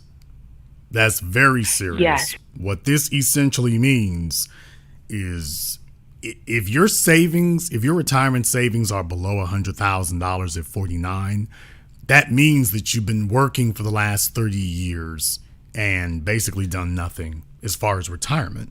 You've paid your monthly bills and nothing beyond that. You have paid your monthly bills and which nothing. Is the problem. So in of other doing words, it by yourself. You're at 49 and you are essentially starting from zero towards your retirement, which means one of two things. Almost, yeah. Ma'am, that's zero. If you have less than $100,000 at 49, that's basically zero, ma'am. Because I stopped at 100,000. Because the real question is, by the way, is it below 60,000? No. Well, you're barely over nothing. But to be totally honest with you, it doesn't matter. That's nothing, because how long could you live on your current savings? Maybe a year. Well, you know what? I think. Okay. How long could you live on your current savings? Maybe a year or two. Maybe. But essentially, you've got nothing, because you couldn't make it more than 24 months on what you currently have. If you were left to make it on your own devices, God forbid you have a car issue or a health problem, you're dead in the water. So I meant what I said. That's essentially nothing, ma'am. At 49, because right now you live in Chicago. Okay, you live in Illinois. Ma'am, you need to have 1.5 million. You're supposed to have 1.5 million within the next 15 years. That's supposed to be the result of the previous 30. You're nowhere near that, which means you're going to have to put in another 28 years to get the 1.5 million. You're almost 50 now. In other words, till you're 77, 78 years old. With life expectancy in the United States being somewhere around 77, 78 years old. Among Black women, it's a little bit less than that. It's around 74. So what I'm saying is, you're essentially the math. Oh, ma'am, I'm hosting my program here. Essentially, the way the math works out is, especially for what you do, because if you do not have an employer who is taking out taxes and everything like that, you might get Social Security. Then again, it depends on how much you're putting in. But even all those things being the same, it's still not going to come out to $100,000 a year. You're not going to have $100,000 a year of free floating income when you retire. And in your case, to even get to the ability to do all that, you're going to have to work for another 27, 28 years. You'll be in almost 80. Essentially, you will not be able to retire. Right. Now and so my whole she keeps interjecting and cutting off because they hate it when I start saying that part. It's like, oh, Jason, don't say it, don't say it. No, Jason, somebody needs to say it. Somebody needs to say Jason. it. Which is, by the way, these numbers are very, very ma'am, quiet. These numbers are very, ma'am. Did you just hear me say quiet? Did you just hear that? Okay, ma'am, you just heard me say quiet twice. That's your mama peeking out. You're in the presence of a man, you do not know me, and yet you keep trying to overtalk me to tell us what you know. 50 years old, nothing in retirement, no husband, no children, no plan, no clue, and I'm sensing a little bit of black woman's disease in here. The point I'm making is they don't like to hear this part because, yes, it is very damning. The reason I did this program is because it's a very damning thing for somebody to like, no, don't say it. I gotta go ahead, but I gotta drop this on you. You will not be able to retire. It's not Jason's opinion. This is math. Math is undefeated. Essentially, if you made $250,000 a year, now, if you made $250,000 a year, and if you could live on $50,000 a year, then yes, you could make it. By the time you hit 65, you could make it. Without that, anything less than $120,000 a year, you can't make it. Hell, actually, anything less than 150. The math won't allow it to happen. There's a reason they don't like it when it gets to that point. It's like, wait a minute, but I'm the judge. I gotta slam the gavel because I want the young women to listen. Because you're 49, and no offense, you had your chance, you made your decisions. But to the younger women who have their 25, 29, and they've got that 20 or 30 years in front of them, I want them to understand the reason why she's very nervous. No, don't say it. Let me cut you off. Don't say it. Yeah, because this is very, very scary. It's very scary. It's very frightening because in reality, when it busts through that door, it's like, yeah, by the way, we all see the same thing. Mathematically speaking, there's no way retirement can happen here. It just can't. Now, your only other option would be if you got married to a well-to-do man. Now, there's an option. I'm sorry, go ahead. You have the option of marrying a well-to-do man at 49. You have that option. Beyond that, retirement is a remote possibility if you have to take care of it.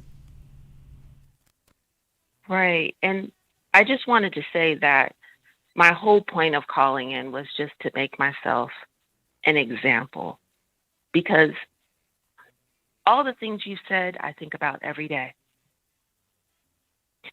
So it wasn't, when I was interrupting you, it was not to refute what you were saying, but just to say that I just took a chance to call in as an example. That's it. And I think it's a prime example because I want people to understand. You started off the phone call talking about, well, my mom did this and this is how I ended up here. What we didn't get into is, by the way, what is your current financial situation? You gave us the social situation. Got that. What are the financial numbers? Okay. And it doesn't matter what people think of me. It doesn't matter what they think of you from what they've experienced, what they might suggest or assume from a phone call. The real question I want people to understand is, no matter what you think, if you think that dumping your problems on the children is a victimless crime and is harmless, if you think that making them their daughters averse to being married is harmless, if you think making them averse to teaming up with a man so that he can be her protector and provider, if you think that's harmless, this woman here has been out here swinging it now for 30 years. 30 years. And after 30 years, she's got about 24 months of income to show for it. And there's a quality of life issue that I'm trying to get you all to understand. How can you teach your daughters to expect more out of life when all you've been doing is struggling? How can you expect them to give more? How can you expect them to do more? That's the question. For example, this is the thing I always ask, and I mentioned this at the beginning of the program. I always ask the females when they tell me everything's going all right and they're great, they try to get defiant. I ask them what kind of car they're driving now in their late 20s or their early 30s. And they always give me some cheap Japanese import or something like that. And I'm like, okay, great. So you'll be glad and perfectly willing to drive that car for the next 15 years. In 15 years from now, you'll be driving the exact same vehicle. That's when they jump up and say, oh, hell no. No, it's got to be bigger and better. When you tell people that the future is going to look exactly like it does now, that's a soul breaker. That's a soul breaker. And that was the part of the discussion we had not gotten to. About your siblings and everything, that's all right there. The real lesson is the not just the social cost, but the socioeconomic cost. That's the real lesson that I want folks to get here. And they cannot hear that if both of us are talking at the same time. They need to hear very clearly, folks, understand what these numbers truly mean. It doesn't matter how nice you think she is or whatever. Understand what the real cost is. The real cost is they may be just another nice person who cannot retire. And I'm assuming right now you don't have any chronic health conditions. Thank God I'm healthy. Okay. At 50. Thank God. But you are a black female. And you already know the statistics. Now, I certainly hope that your health remains perfectly fine. I certainly hope it does. If you have any risk factors, you would be well advised to mitigate those. By the same token, you're 50 years old, you're a black female, you have no husband. If you did start to develop a chronic condition, you're by yourself. You have no children. If you did develop a chronic condition, who are you going to call? If you had that I've fallen and I can't get up thing, who are you going to call? You're right. I think about it every day. This is the social cost, ladies, to the women listening here, especially the young women. This is the social cost of believing, and I'm not saying that you did, but for those out there believing that your job will replace a man. Your mama told you as long as you can pay for a job yourself, you'll be okay. This is the social cost for having the gall to want to tell a man, kiss your ass, to want to have that ability. That type of immaturity is very easy to get a thrill from young, but it's got a hell of a price tag on the tail end of it. And for the young women listening, understand this is not a game. The stakes are real. The stakes are real. I'll let you have the last word. I don't have anything else. Thank you very much. Enough. Thank you very much for giving us a call here tonight. And absolutely, like I say, definitely hear, folks, these are important things for you to hear, and I want everybody to hear it very loud and clear. Yes, the host will host his program. I need you all to hear clearly when I tell you I'm emphasizing a point about these numbers. Do not talk over me while I'm emphasizing the point about the numbers. People need to hear me very clearly, because for a lot of you, this will be the only time you ever have a man who is speaking in your interest, not because he's trying to sleep with you or anything else. First time you hear a man, a black man, sit up here and tell you exactly what this means and exactly what it costs. I have many people who, when they tune into this program, this is their first time ever hearing it. They never heard a man sit up here and tell you that this is what you stand to lose. So I want to make sure that when we talk to you about that, you get this the first time. Your life really does depend on it. Caller from area code 404. You're on live with the business. What's your name? Where you calling from? Atlanta. What is your name? Lynn. All right, Lynn from Atlanta. And what's on your mind? Well, I'm older than the last one. I'm in my 50s. And I'm calling to say to the young girls that even if you try and be that perfect woman, you try and do everything right, you stay out of the streets, you work because you have to support yourself, you believe in loving a man, you still might spend a very long period of your life alone. So I would suggest that by the time you turn no later than 35, you go ahead and buy you a home. You buy you a home, get you a 30-year mortgage, pay it off in 15 years. Make sure you put away some money. I mean, you might find that love of your life. You might be a perfect person, but there's still no guarantees you will. The right man will find you, and you will fall in love and get married. So I believe, and I know because I'm retired in my 50s, I have more money than you suggested earlier to the other girls about having. My home is paid off. I have 2 cars that are paid off. I did not want to do none of this until I turned about 35 because I always thought I was a good person. I kept my body tight. I look good. I still get hit on. But there's still no guarantees you will be with that right man. You will find that right man.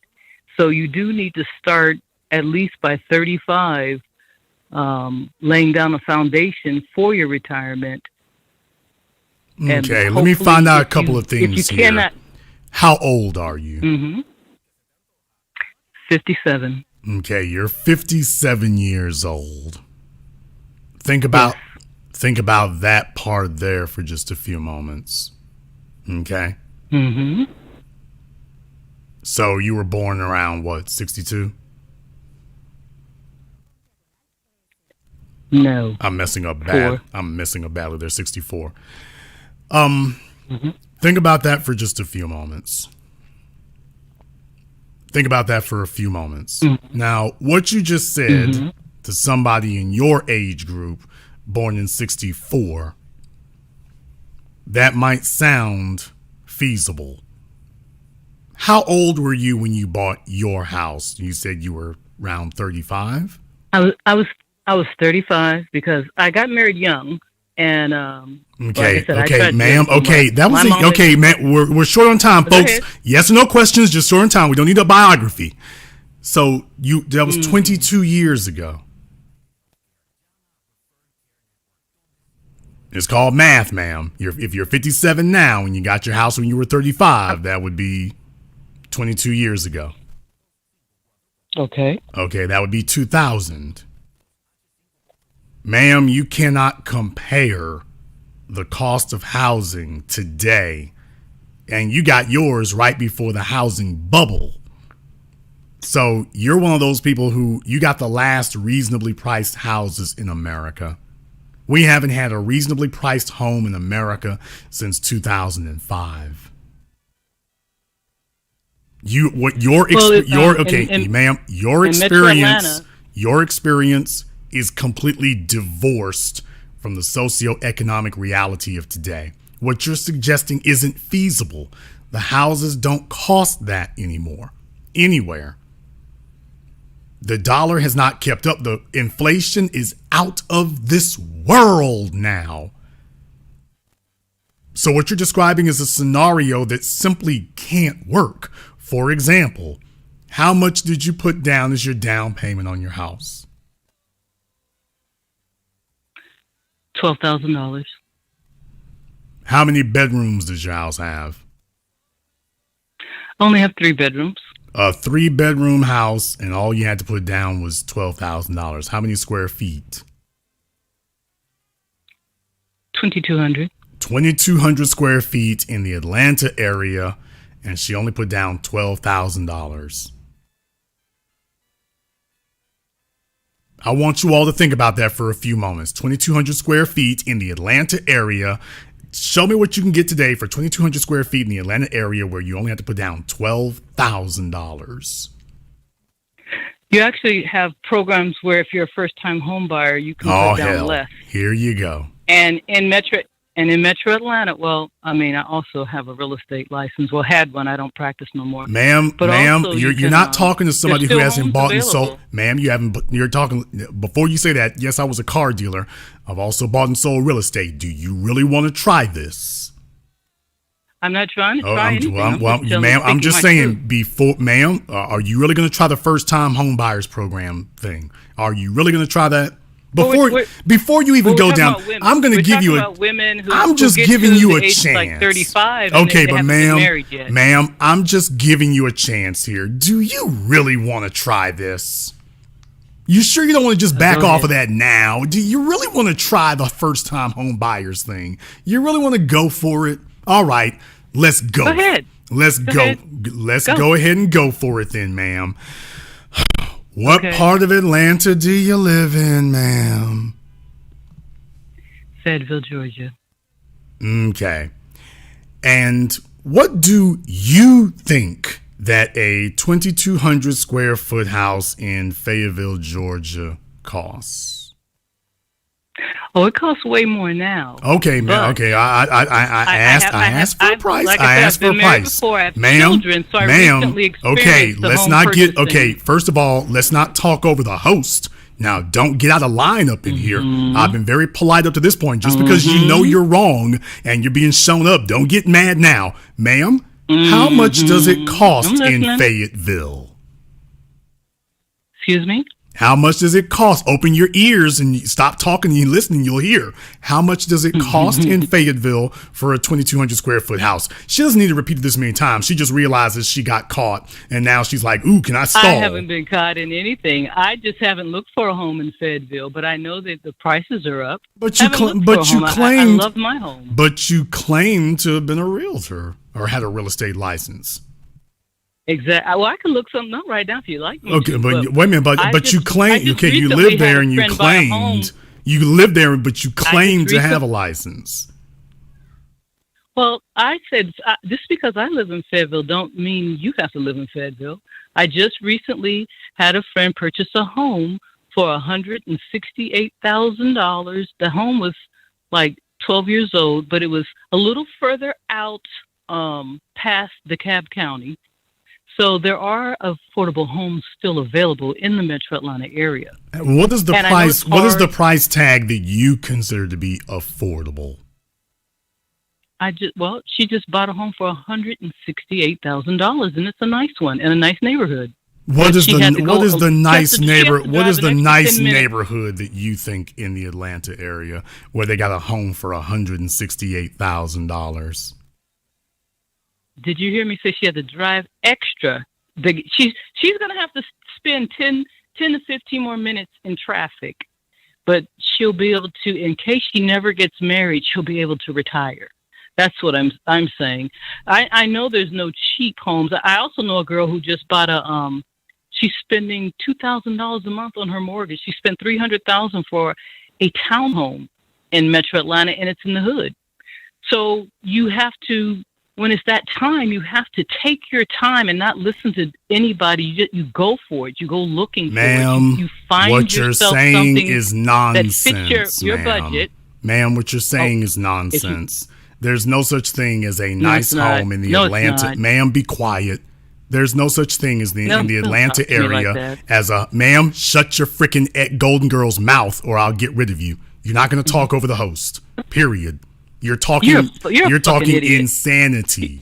You're a fucking idiot. You're a fucking idiot. Wow, you sound old and senile and cantankerous now. Somebody didn't take their Geritol. And you sound like you got a little dick. Always talking about people.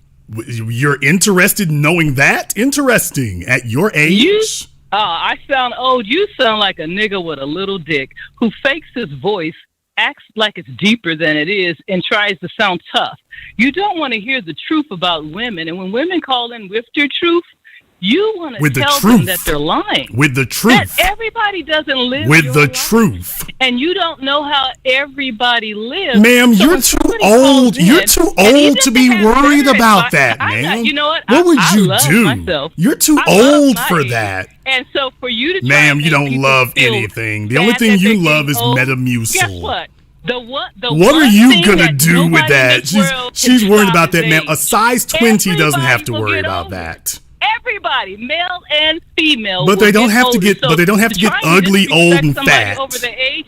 That shit doesn't work. You It can't doesn't hurt work my for you. feelings 'cause That's of why my you're age. alone, ma'am. You know, my life is good. Ma'am, you know, you're and fat that's and what women you're also need to fat and alone. understand. You're fat, delusional, and alone. What are you talking actually, about? I look good. No, Actually, I have you a body, no, baby. you don't, ma'am. I You have sound a like body. Nell I get Carter. hit on. I live in Atlanta. I get hit on every week. The only people who hit Okay, you are every the week. police. The I'm police a are the good only people who person, hit and you. that's why.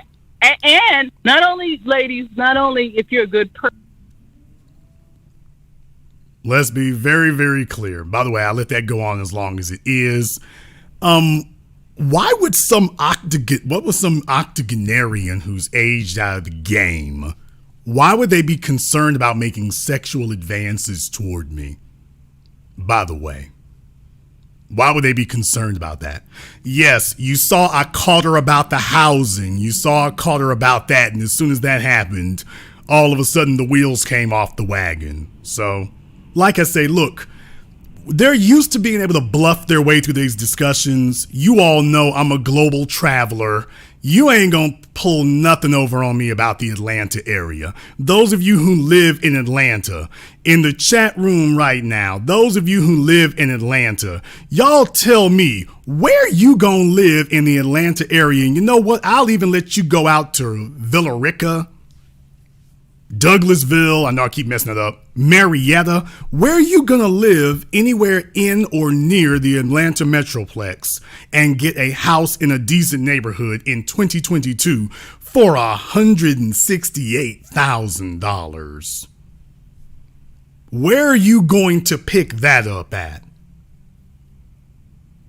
Someone explain that to me, to the folks in Atlanta, where they got them $168,000 houses in the nice neighborhoods in 2022. She's not doing meth, she's doing fentanyl.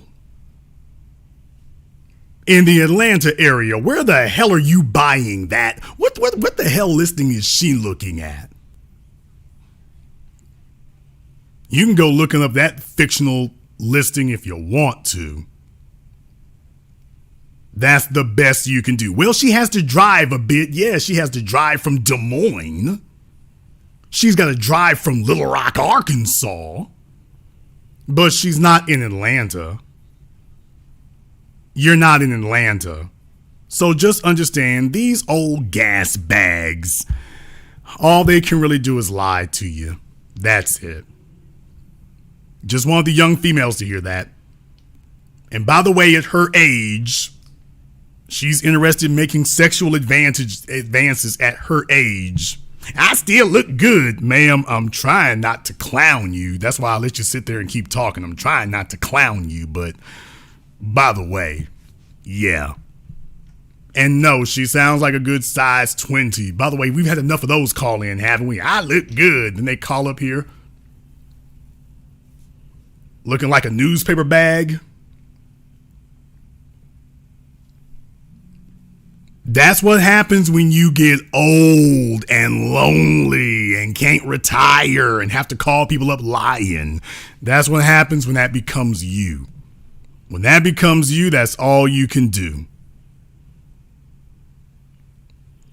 That's all you can do. By the way, I want to thank everyone who's contributed to support tonight's program on PayPal, CashApp, or Super Chat. I see all of y'all out there, so thank you very much for your support here for tonight's program. I appreciate that as always. Let me go ahead and get a caller from area code 510. You're on live with The Business. What's your name? Where are you calling from? Caller from 510, last try. Sorry, Jason. Good evening. My name is Tony. I'm calling from Oakland, California. All right, wake up, Tony. What's on your mind? You know, I was up. I'm sorry, I had you on mute. And I want to forgive my raspy voice. I'm getting over an infection. It's been a while since I called in, but I don't know what them old hoes was talking about. I'm 24, and I don't want to be nothing like them. Like,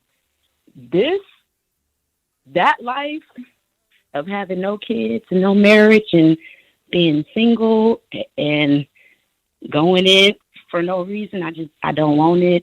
It's just okay. I wanted to tell the story of my mother, who is in her 60s and early retired, but is alone. And that is something I really don't want to see myself in that predicament. And meanwhile, my older sister just turned 30. She got married at 27. They have a house. They're thriving. And I'm trying to be on that. And I just wanted to call in and say, I'm one of the younger females that is listening up, okay? And I'm trying out here. Well, pay attention, because on tonight's program, you've had females both cantankerous, congenial, and in between. And it's not looking good, man. We have a wasteland out here. And by the way, y'all heard what I said. Sad, lonely, hostile as hell. They're talking over men. Yeah, because you know what? They're not used to talking to one. They're not used to having a man on a regular basis they can talk to. So as a result, they sit up here and are belligerent. All those negative characteristics that make a man not want to be around them.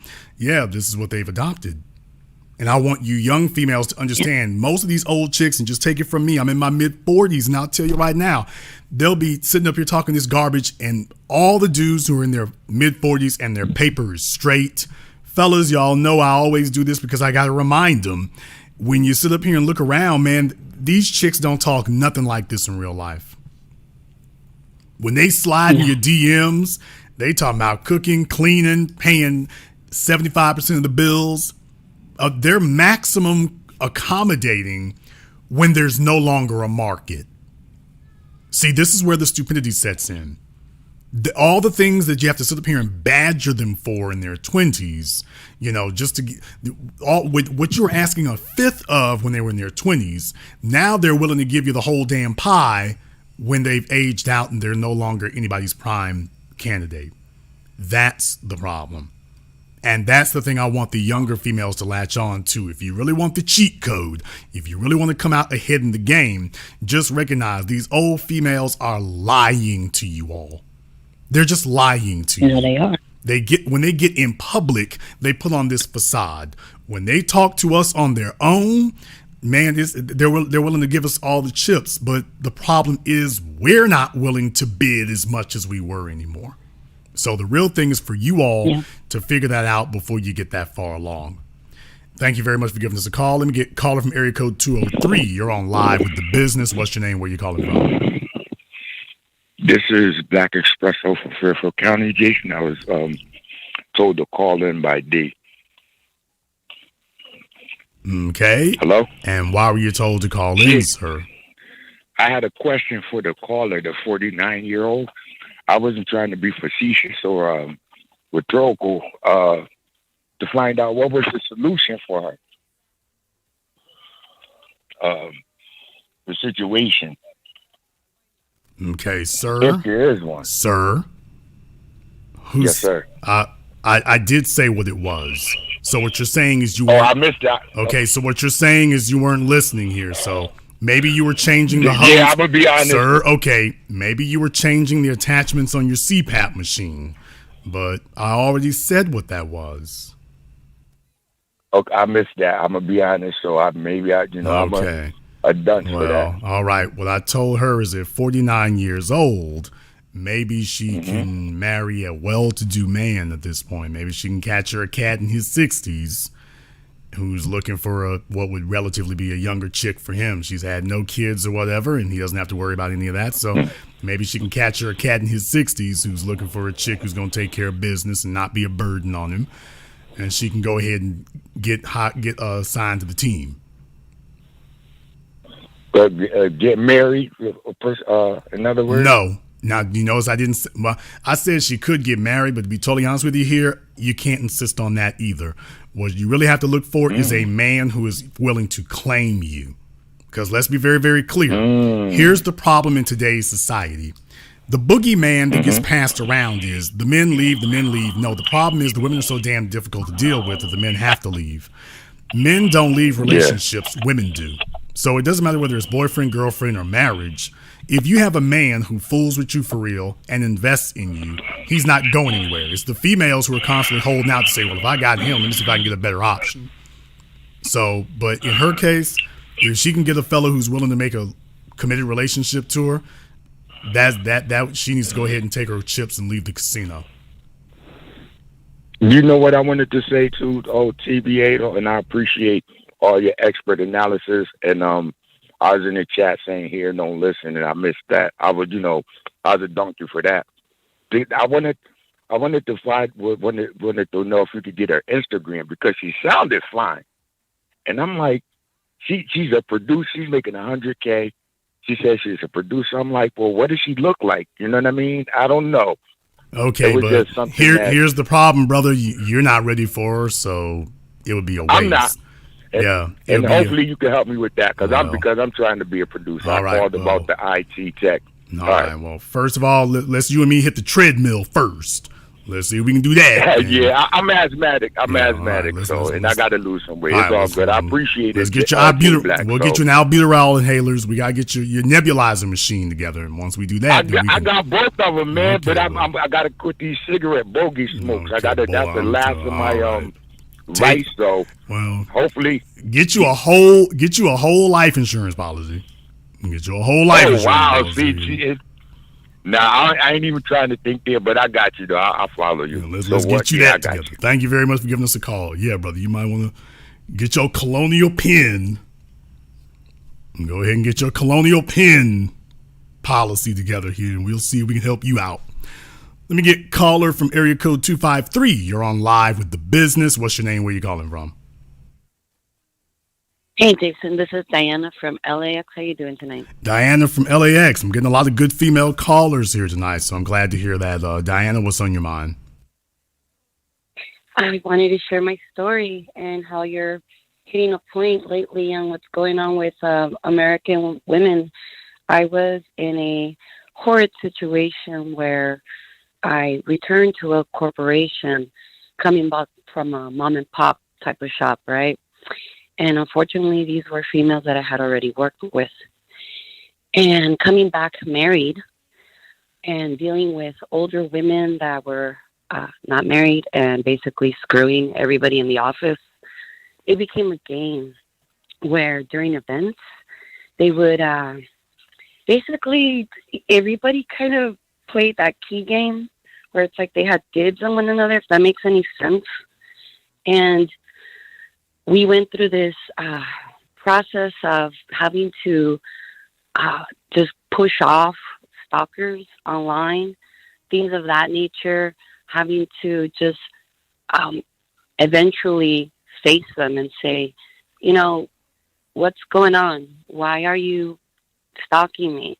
And they turn around and make it into a game saying like, oh, so-and-so said this about you. So I wanted to make sure that that really wasn't about you. And instead of just being transparent. And I think that's what's key, that women don't want to be transparent with one another. They feel as if they're going to beat one another somehow. I don't know if that makes any sense. I mean, but they are. Here's the real point, though. The real point here, and like I said, you have office politics and you got females. The real problem isn't having sex with you should never be having sex with your coworkers, to be totally honest with you. That's never a very good idea in the office, because once the personal relationship falls apart, the professional relationship is going to fall apart as well. Here's the real issue, though. I wonder if you heard the term. Okay, slow down. Jason, what is that term? Slow down. I'm hosting my program. I'm hosting my program now. The females tonight need to catch themselves. I'm hosting my program. I'll let you speak in a moment. The real issue is that, number one, if you're sleeping around at the office, what you are not doing is selecting for quality. That's the first problem. When females are running around, sleeping around the office, they're not selecting for quality. And if they're not selecting for quality, all they're doing is out here, Olympic sex, hobby sexing. They're hobby hoeing, but they're not actually gaining anything. Now, maybe if some of them are sleeping with middle management or something, I guess maybe that could work out. Other than that, it's pointless. So the real thing is, yeah, they're exercising their sexuality, but they're squandering it. So what we're saying is a complete and total lack of any type of strategic thinking. That comes from your mama. If your mama sits up here and doesn't teach you what your sexuality is for, you get out here and just do dumb stuff. Next, you said it's like they're competing with each other. Well, you are right. They are trying to compete, and they're also trying to undermine each other as well. The problem here is that they've made sex so easy to get for males who don't deserve it that nobody's competing for it. The reason why I do my programs is so that you can have an objective analysis to hear what the other females are doing and see what they're doing and compare that and realize what you're really up against, particularly for younger women who are up and coming, what they're actually up against. Because in an office environment or a work environment, it can be very, very confusing. But in reality, all they're really doing is squandering time. Now, Diana, how old are you? 40. Okay, you're 40, and you have any children? I have 2. She is 25 and he is 15. You're 40, your first child is 25, the second one's 15. Yes, sir. Okay, and did you give birth to both of these children? Correct. Natural birth. Okay, no so drugs. she was 14 years old with the first one. Yep. Well, she got started early. Were you married? No, sir. Okay. How long have you been working for your current employer? My current, maybe 2-3 months, but I've been knowing him for 22 years. I left. I say your current employer. So you've been working for him for 2 or 3 months. Yes, sir. Okay. And how much in retirement savings do you have?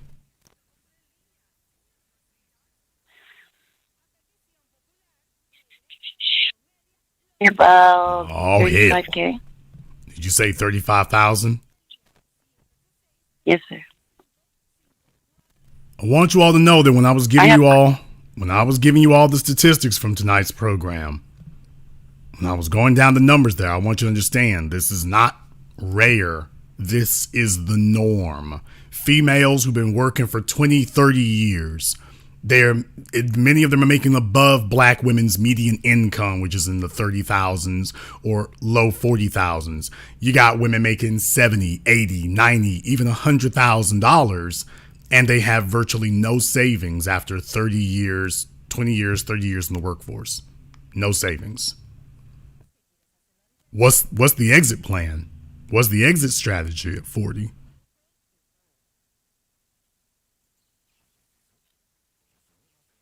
I've been married for 10 years, so my husband's been taking care of me. Well, so that's no wonder. So you're not pressed at all now, are you? No, sir. Just in love with Jesus Christ and sharing the good old word and hoping everybody jumps to the bandwagon. The love of Jesus Christ and a marriage document. Or as they say, praise the Lord and pass the ammunition. So, well played. By the way, I think I've talked to you before, Diane, have I not? I've called in several times, but it's always like at the last minute. Okay. And the 2 that you have, are they with you? Did you have those with your husband? My daughter's married to her high school sweetheart. Okay, no, ma'am. Try again. Your 2 children, the 25-year-old, the 15-year-old, are those children by your current husband? Oh, I guess you got cut off. Sorry about that. No. So you had those children by somebody else, and then you married this man. Correct. And yet, this is the horse that's going to take you home. Well played. Well played, Diane. By the way, y'all want to know something? Single moms out there. And now, I think if I've spoken to you before, you are Latina, correct?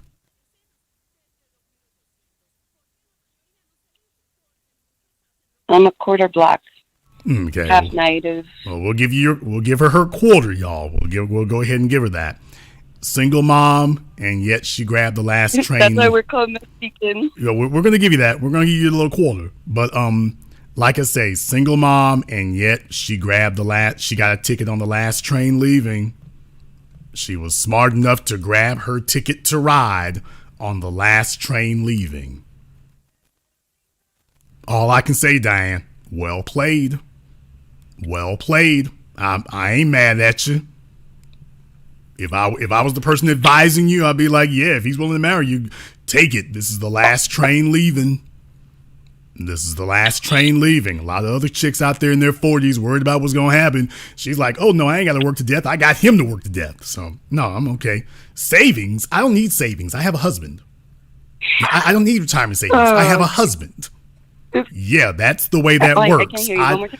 That's the way that works. I don't need retirement. You're saying I don't need retirement savings. I have a husband.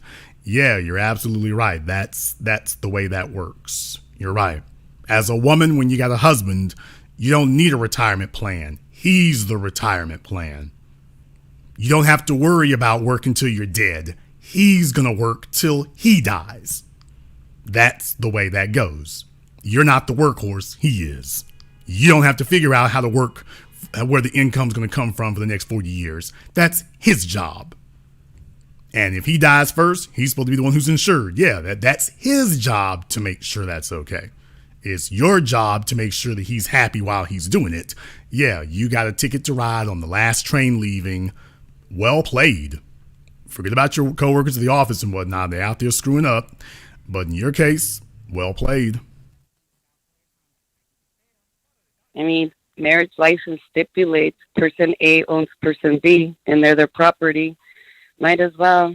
And you got to learn, your code of federal regulations, and you'll realize that it's dumb to buy a house. You got to buy it from publicsurplus.gov so you could buy the land and the minerals and then do whatever the hell you want instead of buying these buildings that you might not be able to own and a bank takes away from you. There's so much things out there that you can use to benefit you, and but everybody it's a forgot lot that we don't easier get anymore when you're not doing it by yourself. The real key is, by the way, this is so much easier when you're not out here trying to tackle the damn world all on your own. Well played, Diane. Well played. Amen. Thank you very much for giving us a call here tonight. Well played. Gotta give it to her, folks. Well played. She's a lot of single moms out here. They just stick around. They just jump from one place to another, one Section 8 housing to another, one baby daddy to another, one job to another. They wake up and they're 70. They're fat, old, and bitter and on my phone cursing at me. Diane said, yeah, screw that. I'm out. Caller from area code 518. You're on live with The Business. What's your name? Where you calling from? Hello, Mr. Black. My name is Mary, and I'm calling from Rutland, Vermont. Okay, they start mumbling when they start talking. Mary calling from where in Vermont?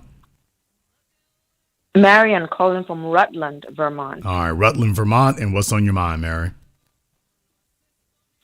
Well, I just called to say everything you've said so far is absolutely true.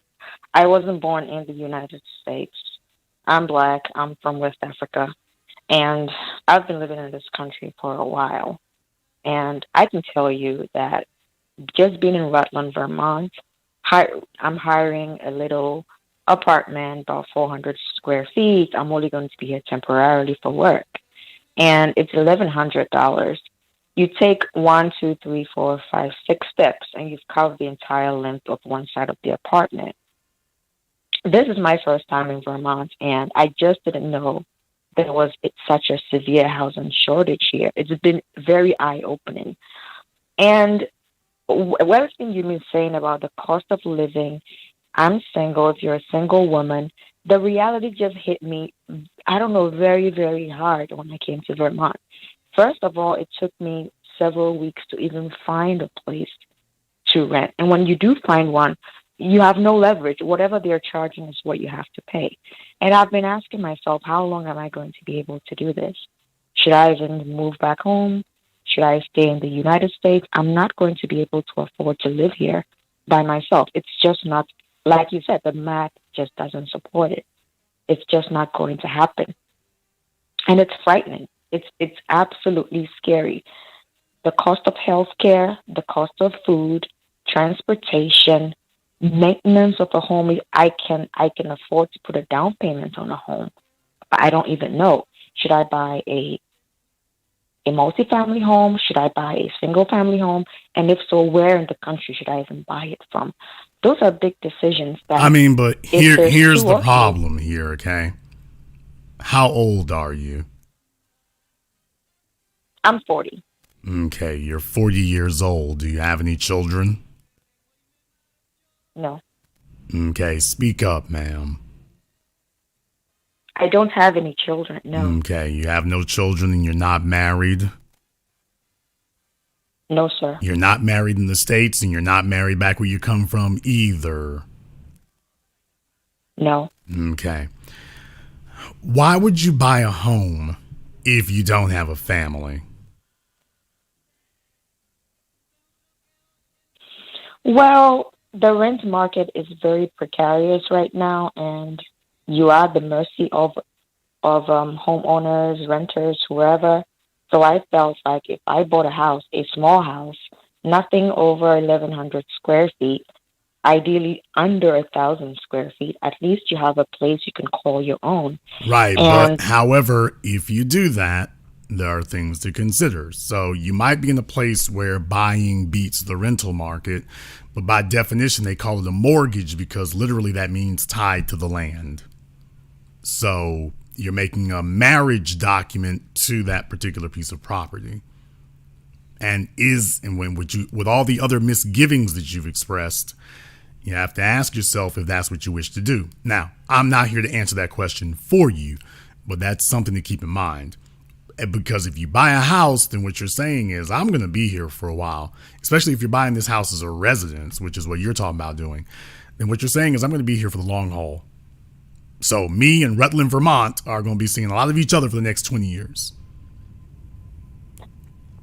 No, Jason, there's no way I'm staying in Rutland, Vermont. Okay, so not. In that case... I'm only here temporary. I'm only here for a few months. Okay, in that case, then, Rutland is not going to be a consideration for your future, so something else would need to be. I am going to tell you one thing. Where are your kinfolk at? I have kinfolk in New York City. I have kinfolk in Long Island. Majority of them are in West Africa, though. Okay, and were you born in the States? I wasn't born in the States. I came to the States after high school.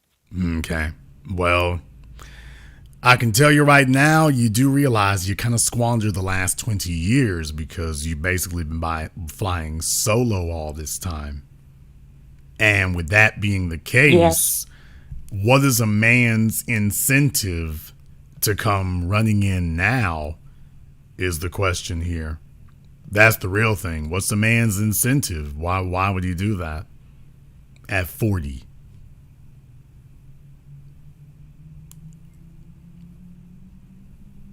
You're right. You're absolutely right. Okay, now here's the thing. From your culture, usually you all are married. Why did you choose not to?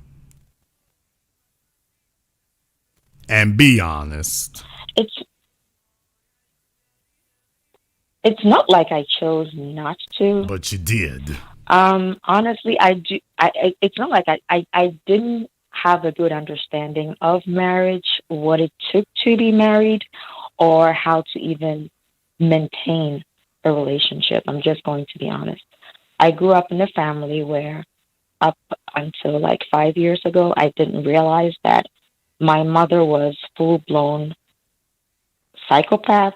She's a card-carrying, narcissistic personality disordered woman. And I was very traumatized, and I didn't realize it. I didn't have the self-awareness I have now. So I didn't have the self-awareness I have now. And it's taken me so long to undo a lot of the damage that I experienced growing up. Definitely, tonight's been a good conversation here. I've had plenty of females call in to talk about their mothers with issues. One of the females, one or two of them, had issues. By the way, imagine that woman who was screaming and yelling at me tonight. Imagine that being your mother. To anybody that listens to tonight's program, imagine that screaming, yelling, psychotic episode being your mother. This generation of females, you all have to take this as your burden. You have to take this as your burden, Mary, that you all are going to make sure the next generation doesn't walk in those footsteps. But it is incumbent on you, Mary, and every female listening. It is on you, not on Jason Black, not on any of the men. You all have to take the lead because you all made this mess, either by contributing to it or being quiet and contributing to it. The way in which this stops is the females, all of you have to do the talking.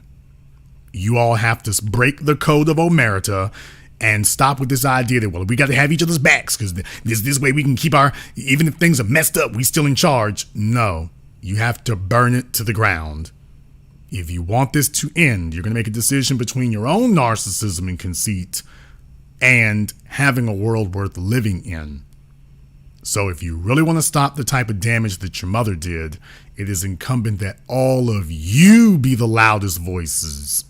Because this shouldn't even require black men saying what we're saying. You all should be leading these conversations. And you're not. You're waiting for the men to say something, and then some of y'all meekly come tiptoeing out, and you co-sign and then scurry back into the mouse hole again. No. Just like the women are out here loud and yelling and twerking and shaking their butt cheeks, they need to be twice as loud, checking each other on this cultural dysfunction that they've adopted. They need to be twice as loud across the board about that because it's destroyed whole generations.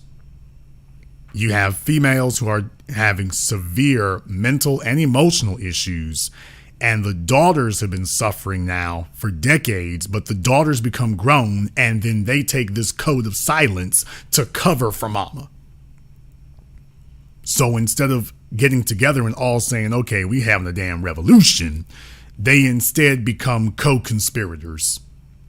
They go from being victims to being collaborators.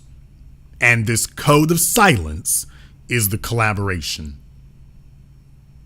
So if you really want to do something about that, that is first and foremost. If you recognize that as an issue, black women need to be the biggest voice to each other about this. You all have to be the biggest voice to each other. Because you're 40 years old and you're struggling right now because you came here when you were in high school and you're supposed to be married with 3 or 4 kids by now. And you're not. And you are in a precarious, you're basically 40 years old asking me questions I would expect to hear from a 22-year-old or a 25-year-old. So essentially what you're telling me is that your socioeconomic progress simply froze in place. It hasn't moved anywhere. Jason, I don't do badly economic wise. I don't do badly. How much? I'm a registered nurse. How much? Okay, ma'am, do you really want to go here? Really? No. Okay. I'm not trying to. No, let's go. No, let's go. Okay, let's go here anyway. All right, lay it on me. How much do you make a year in Rutland, Vermont?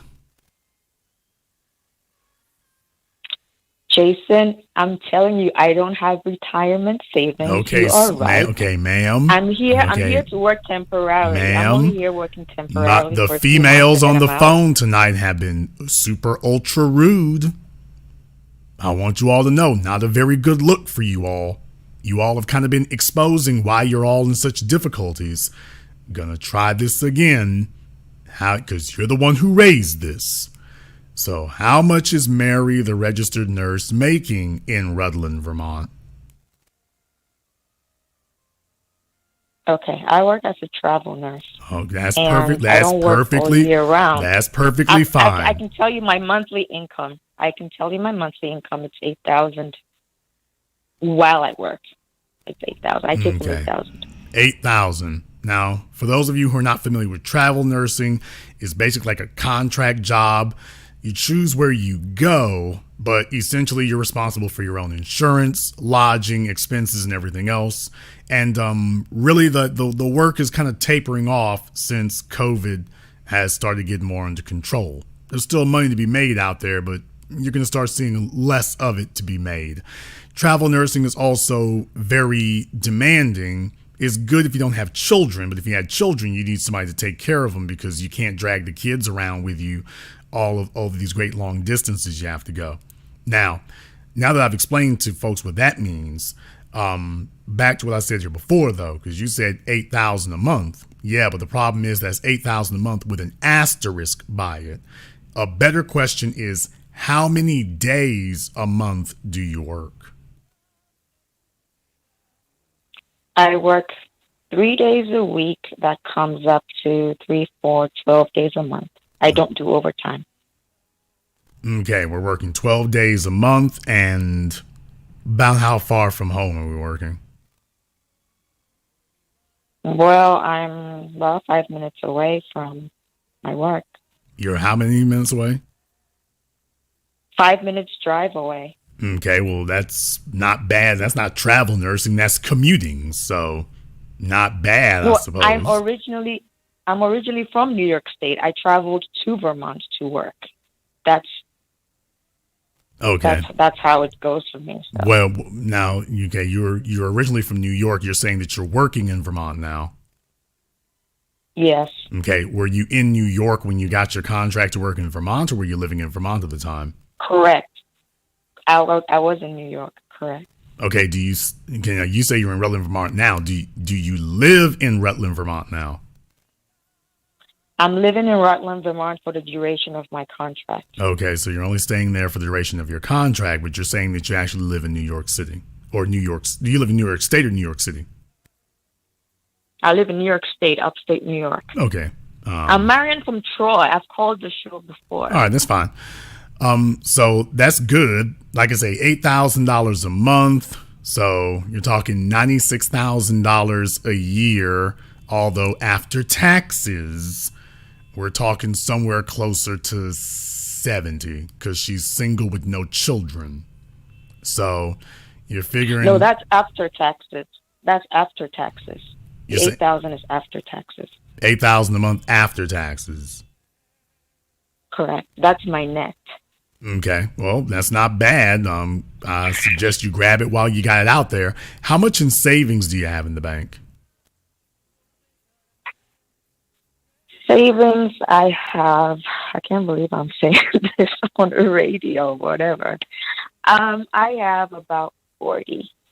Yeah. So before anybody out there tries to tell themselves, damn, she balling out of control. By the way, this is very, very common among nurses. This is very, very common, especially up there in the Northeast.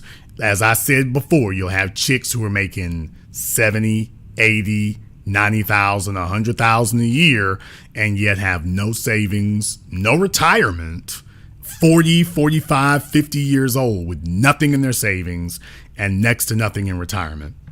So the reason why I bring that up is because it might sound pretty good to some folks who $8,000 a month. She's saying I take home $8,000 a month, but she's not retaining it.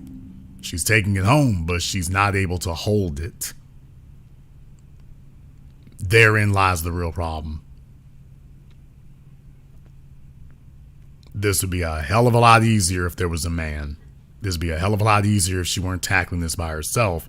Because even with what relatively should be a decent wage, decent salary, she still can't retain it. What kind of car do you drive? I drive a Camry. What year? 2016. Okay, it's a sensible car, good gas mileage, reliable. Would you like to still be driving it in 7 years? Yes, I would. Okay. So you prefer to be driving your 2016 Toyota Camry in 7 more years. If I maintain it the way I am, yes, I would like to be still running. So you wouldn't like to drive a BMW. You wouldn't like to drive a Cadillac. You would prefer to just keep driving your 2016. You wouldn't actually like to change to a new car.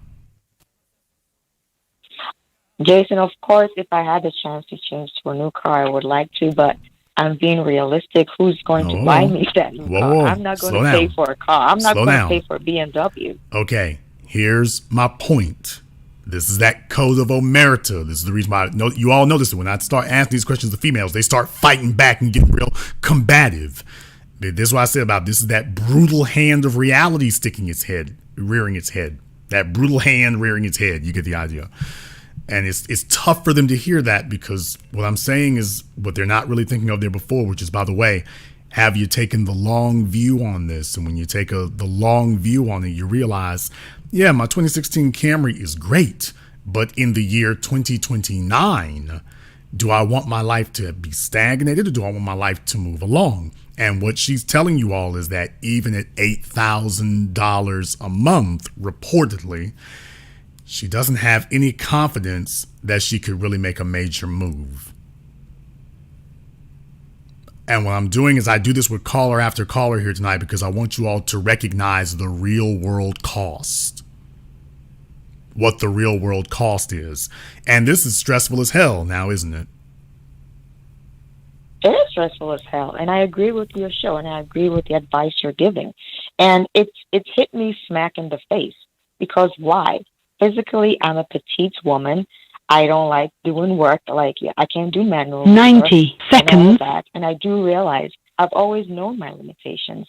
But with the economy the way it's going and prices and inflation, it's hit me hard in the face, Jason. Now, I've never said I don't need a man, I don't want to be married, and all that. But I do come from a very disturbed background. And it has affected the way I relate to people, the way I relate to men. And yes, time has passed me by. 60 seconds. What you said about not being able to retain money, Jason, my mom, for the longest time, my mom made me send home a lot of money to her that she told me she was going to invest for me. And she totally squandered it. She totally ruined me financially. And I trusted her. And, she's far away from me. I'm the firstborn. I always had this mindset that I owed her something. I had to take care of her. What I didn't know was she was deliberately out to ruin my life. And I didn't know it until sometime in 2016, 2017. I woke up to the reality. I had sunk in so much money into her at that point. She has been my downfall. She really absolutely. 10 seconds. Like you said, there's no reason why I should be earning X amount of money and not doing better. Right, but and I thank you for your candor here, because this is important. You break the code of omerta by, number one, being very forthcoming about what your situation actually is, because let's be very, very clear. You're typical of the nurses in that, northeastern area, New York, New Jersey, Connecticut, Delaware. This is typical of that area. Your story is nothing extraordinary. You make about what they make up there. She's a travel nurse and yet makes what she would be making if she wasn't. I know chicks who work in New York City proper, and they make about $90,000. They don't have kids. Let me ask you here, do you have a handbag? A handbag? Yeah, it's a purse. No. I do have a purse, yes. Do you have a nice one? No, I don't have nice purses, Jason. I don't value purses. Well, that's very good. What do you value? I value real estate, and that's where I sunk my money into. Or that's where my mother scammed me into putting my money into out of the country. Stupid me. I don't throw money away, Jason. It's just that she's just robbed me. I would say for 7 years straight, she made me do all kinds of rubbish investments back home. And before I woke up, she took the money from me and invested it in my 2 other sisters and herself. I was in this country. I didn't know what was going on. Right. You understand? But yes, that was me. There's a reason I asked. Me. There's a reason I asked, though. And the reason why I asked is because there's an old saying, yes, you want to earn a living, but don't forget to do some living along the way. And to have a generation of females who have spent their entire adulthoods earning a living and didn't get to do any living along the way, or the living they did along the way came at such a cost, it was Pyrrhic. It outweighed, the cost of doing it outweighed the benefits they received from it. So what I'm saying is, at 40 years old, after all this time of working, what does she have to show for it? At $8,000 a month, by the way. So there's a lot of chicks out there making 40-something thousand, be like, boy, if I was making 80,000, I'd be set. And she's here on the phone and can tell you it might not go as swimmingly as you might think it would. And she makes twice what the black female median income is. Think about that for just a few moments. And now at 40... Can I interject for a minute, Jason? Well, slow down. I'll let you speak here in a moment. At 40 years old with no husband, no children. This is like the second or third one who's called in tonight. In her 40s with no husband and no children. They sacrificed their lives on the altar of toxic femininity. Toxic womanhood. The black female culture that cannibalizes itself and cannibalizes the daughters. And the daughters, like I say, you have a bunch of women who, by the way, they have no connection to a man. They sabotage their daughters by showing their daughters the single most important decision you can make is to recruit a man to be a part of your dynamic. The only female who called in tonight who was smiling and genuinely happy was the one who was married. Single mom, but she was like, oh, I ain't like the rest of these dumb hoes. I'm getting off this train.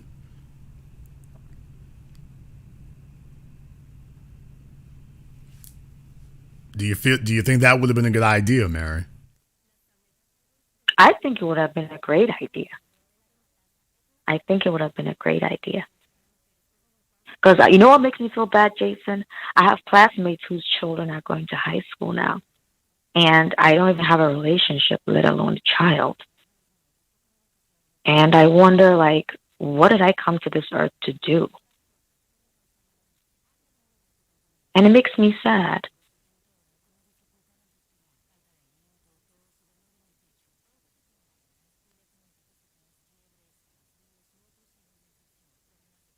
It would be great if you could get black women as a group to sit around with each other and admit how hurt they are, how damaged they are, and how in need they are. The greatest evil that these women walking around, these fat, old, hardened, broken biddies who started this strong, independent mess, the greatest sin that they committed was they were denying that they were hurting. And all it's really done is turn them inhuman. And now they've told other females the way in which you deal with your pain is to deny it's there. Which doesn't make it any better. It actually makes it 10 times worse. Because every time you see a happy couple out there, you lose your damn mind. Every time that happens, you lose your mind. When you're seeing somebody, it's like, wow, if I made a different decision, think about how much easier things would be now. That's the part that kills you the most, because you have to see that every day. You have to see that every day. And then you're watching other women who've gone along and, they've got their husband and they've got their kids. They've moved on with their lives and they've progressed in it. And so many of our women are sitting here and haven't even started.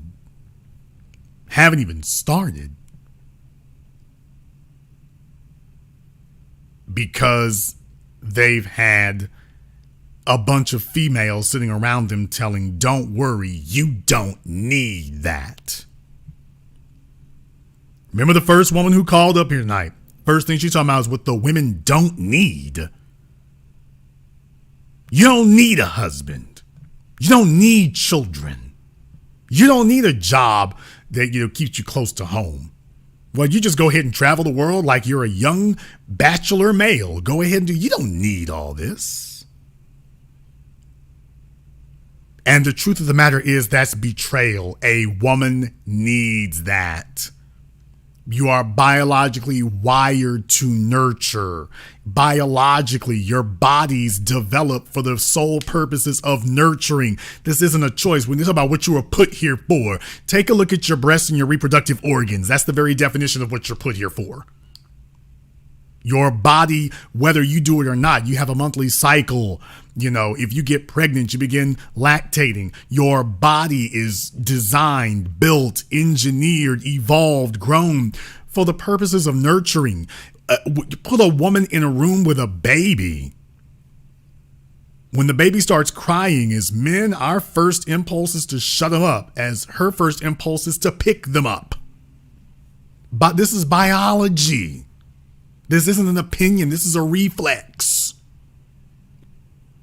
And when you condition a feminine being to deny her own biology, you're committing grievous violence. And if you are the female who is so hard-headed and stubborn that you denied your own biology, that's going to be a hell, a living hell, all of its own. Because at the end of the day, you can't deny math. You can't deny reality. You can't deny biology. It hurts to see another female living your life. To the young women listening, that it doesn't get better as you get older. You get more bitter as you get older. You're going to be like, damn, she's over there living my life. I'm supposed to have that dude. I'm supposed to have that baby. That's supposed to be my life. That's the real crime being committed here. Denying that this is what you need. The greatest thing the women could do today, if you could ever bother them to get together, is to sit down and say, you know what? We need to discuss about where we're screwing up at. And the first place we're screwing up at is that we are not turning to the men and saying, I need you. The only women who are making it today are the ones who summoned the courage to do that.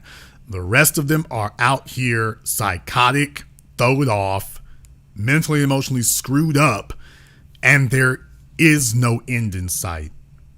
I did this program tonight because I wanted to tell you they're staring down the barrel of infinity, and all they can see is a lifetime of work. Mary is on my phone right now, and she knows it. Folks are saying I'm doing free therapy. It's more like I'm doing free accounting consulting, free financial planning consultancy. Because at 40 years old, with only $40,000 in, now I want to make sure I clarify, is that $40,000 in retirement savings or $40,000 in savings? 40,000, just regular old savings, it's not a retirement account, it's my checking account. Okay, you have $40,000 in your checking account, which means you've been trying to gear up to buy property is what you've been trying to do. Here's the issue. Do you have any retirement savings? Nope. Now think about that for a few moments, because with contract nursing, remember, she's got to take care of all that. Not unless you have a really groovy agency that does that for you, and that's going to really be kind of inaccurate. However, she doesn't have a retirement savings at all. 40 years. By the way, how long have you been a registered nurse? This year makes 10 years. Okay. Who paid for your schooling? I did. Did you take out a loan? I did take out student loans, but I'm debt free. I don't owe anything. You don't owe any debts at all. No credit cards, no auto loan. I paid everything off. I paid off everything in January. By February 2020, I was debt free. So okay. So as of 24 months ago, that's great. She doesn't owe any debts. Now she's got to, at 40 years old, now she's got to start getting ahead, because the real thing here is, by the way, where would you ideally like to live? Ideally, I would. Well, I'm used to the upstate New York area. I'm not a fan of the cold. I would like to live in Virginia, though. Virginia, North Carolina area. Have you ever spent any time in Virginia or the Carolinas? A brief time in the Carolinas in the early 2000s. How long is brief? Brief, like 3 weeks. Yeah, so in other words, you don't really know much about it except, hey, it was a cool place to visit when I was there. But in reality, you don't know very much about it. So it snows in those areas like it does in New York. Now, not quite the 3 times in the winter, but it gets cold and snows there just like it does in New York. Virginia gets bitterly cold. So just be aware about that. So if you haven't been to these places, you might want to do a little bit more checking. Also, you're going to notice cultural differences. Not going to be nearly as many Africans and some of the Caribbean, African, immigrant enclaves that you're used to where you're from. You will not have any of that in those places. However, folks in New York love to talk about going to Virginia, and the new hotness for New Yorkers is the Carolinas. It used to be Florida, but now the New Yorkers have been coming down there in so many droves. They've driven up the prices in Florida. They're now driving up the prices in Georgia. So now the new hotness is to say the Carolinas. So the New Yorkers are now making the Carolinas the new hotness for them. So you look for them to say that all the time about the Carolinas. Only because they think it has a lower cost of living, which they're right, it does, but you're not going to be making quite as much money as you do there, even with your nursing credentials. However, all things being equal, fine. I'll spot you that one. Where specifically in the Carolinas were you? I was in Greensboro, Carolina. Okay, so you're in rural. Like I said, you're in a rural area. A decade ago. Okay, so you're in a rural area.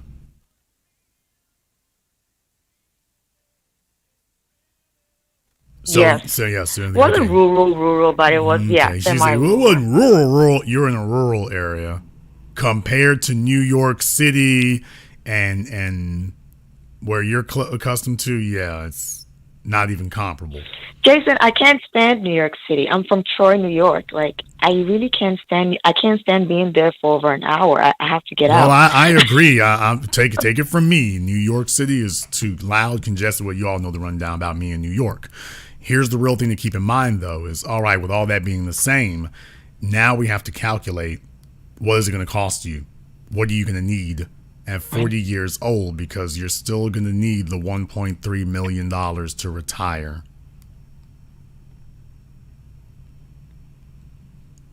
You still need it now. At 40, she needs it now. And now she's getting started now. She doesn't have a house. She doesn't have a partner. It's just her and her 2016 Camry. But other than that, it's just her and her wits and her ability to work. And that's fine for a young man. But for a 40-year-old female, this takes a toll. She's at 40. Yeah, she's supposed to be settling down at 40. Folks, listen to me. This is freaking insanity. She's supposed to be settling down at 40. She's not supposed to be sitting out here trying to figure out how to make her way through the world at 40. She's supposed to be figuring out how to settle down now. She's supposed to be bringing this bird in for a landing. Notice I didn't say anything about kids. I'm just saying at 40, she's supposed to be bringing this thing in for a landing. Instead, she's trying to figure out how to get it off the ground. She's saying, can we go ahead and start our flight now at 40? That's stressful as hell. That's difficult as hell. And she's been looking down the barrel of, this is stressful and difficult as hell to be 40 years old and got $40,000 or $50,000 in savings, knowing full damn well if I told you to live on $50,000 a year, you'd have to start counting all the stuff you'd have to get rid of right now, tonight. Tell me I'm wrong about that. You're not wrong. You're absolutely right. Jason, can I bring something up though?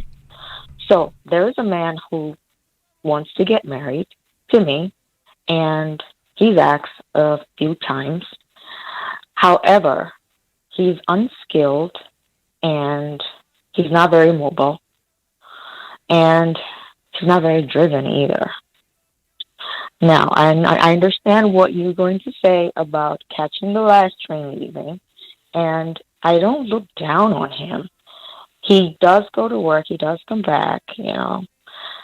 I just don't want to get married and resent him. How does a 40-year-old registered nurse end up with having the option of an unmotivated male?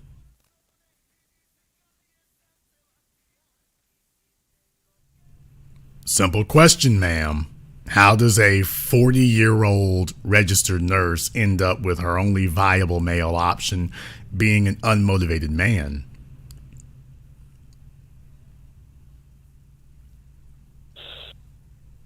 I'm not very sociable. Okay, so let me find out here. Did you approach him or did he approach you?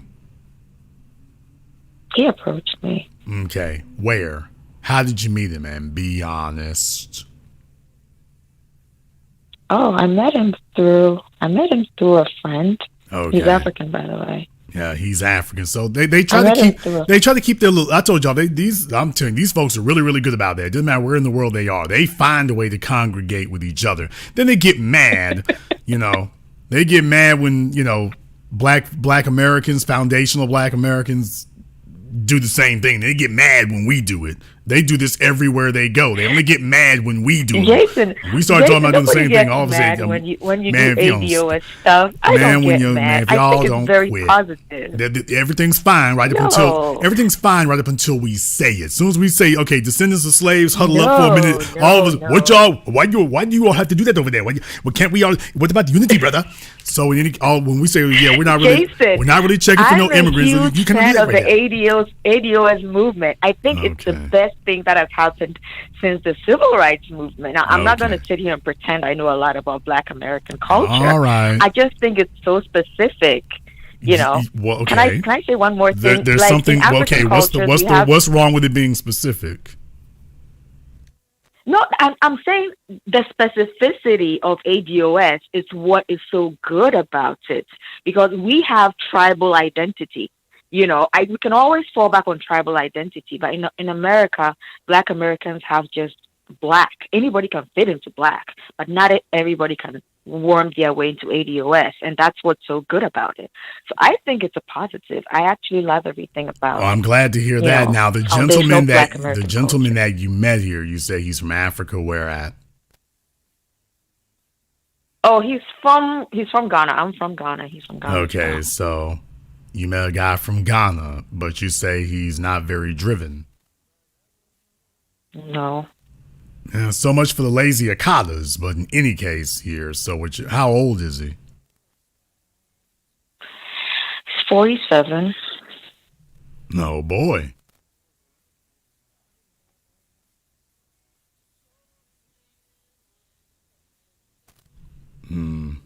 Well, she's not very enthused about that, huh?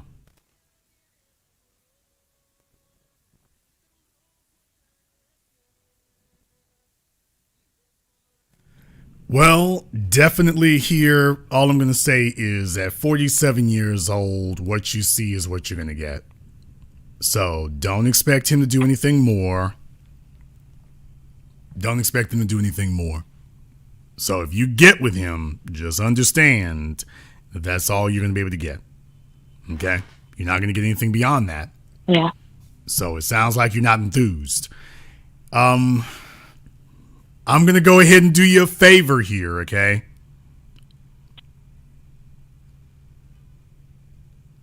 I'm going to do you a favor. All right? Okay. Are you on your cell phone right now? I'm on my cell phone. Good. I just sent you a text message. Go ahead and send me a link to your Instagram. I don't have an Instagram. That's all right. I want you to send me a selfie of yourself holding up the peace sign with your left hand. Why? Why do you want a selfie of me? Because this will tell me whether or not you are going to be able to get better than the man you're talking to. Okay. I gotta come clean and say that I'm not hot. Oh, I'm not hell, I'm not hot, I'm not here pretty. we go. Here we go. Yeah, You got me there, Jason. You got me there. I'm sitting here in my pajamas. I'm not hot. Right here. It's this part right here. And I felt like there was something in the air. If y'all want to know why I didn't just let Jason, why are you, I know some of them, why are you talking to her this long? Why, Mr. Akata, why are you talking to her as long as you are doing here? Why are you doing this? Because I sniffed it out. I said, you know what? Something here ain't right. And I got a feeling I know what it is. So I'm going to try to be diplomatic about this. But okay, Mary, on a scale of 1 to 10, even numbers only, what ranking do you think the men, not you, but the men of the New York area would rate you at? On a scale of 1 to 10, even numbers only, what ranking would the men of New York give you? I'm going to be brutally honest, and I would say they'd give me a 4. How tall are you? I'm 5'2". How much do you weigh? I'm lean. I only weigh 109. Oh boy. Well, okay, so what that means is she looked like Gary Coleman in the face. All right, well, you know, babe, I'm just saying, hey, look, I ain't hating on you. I mean, it is what it is. So I understand you going through some things. She's trying to, you know, get in how she live, and I understand, you know. So you gotta work with what you got, you know. You gotta work with what you got. Look, I'm a firm believer that, okay, you might not, ladies, you can do something either for the neck up or from the neck down, okay? So the neck up is kind of hard, you know, because there's only so much, don't really have a lot of leeway there. But from the neck down, what that means is you got to be devastating.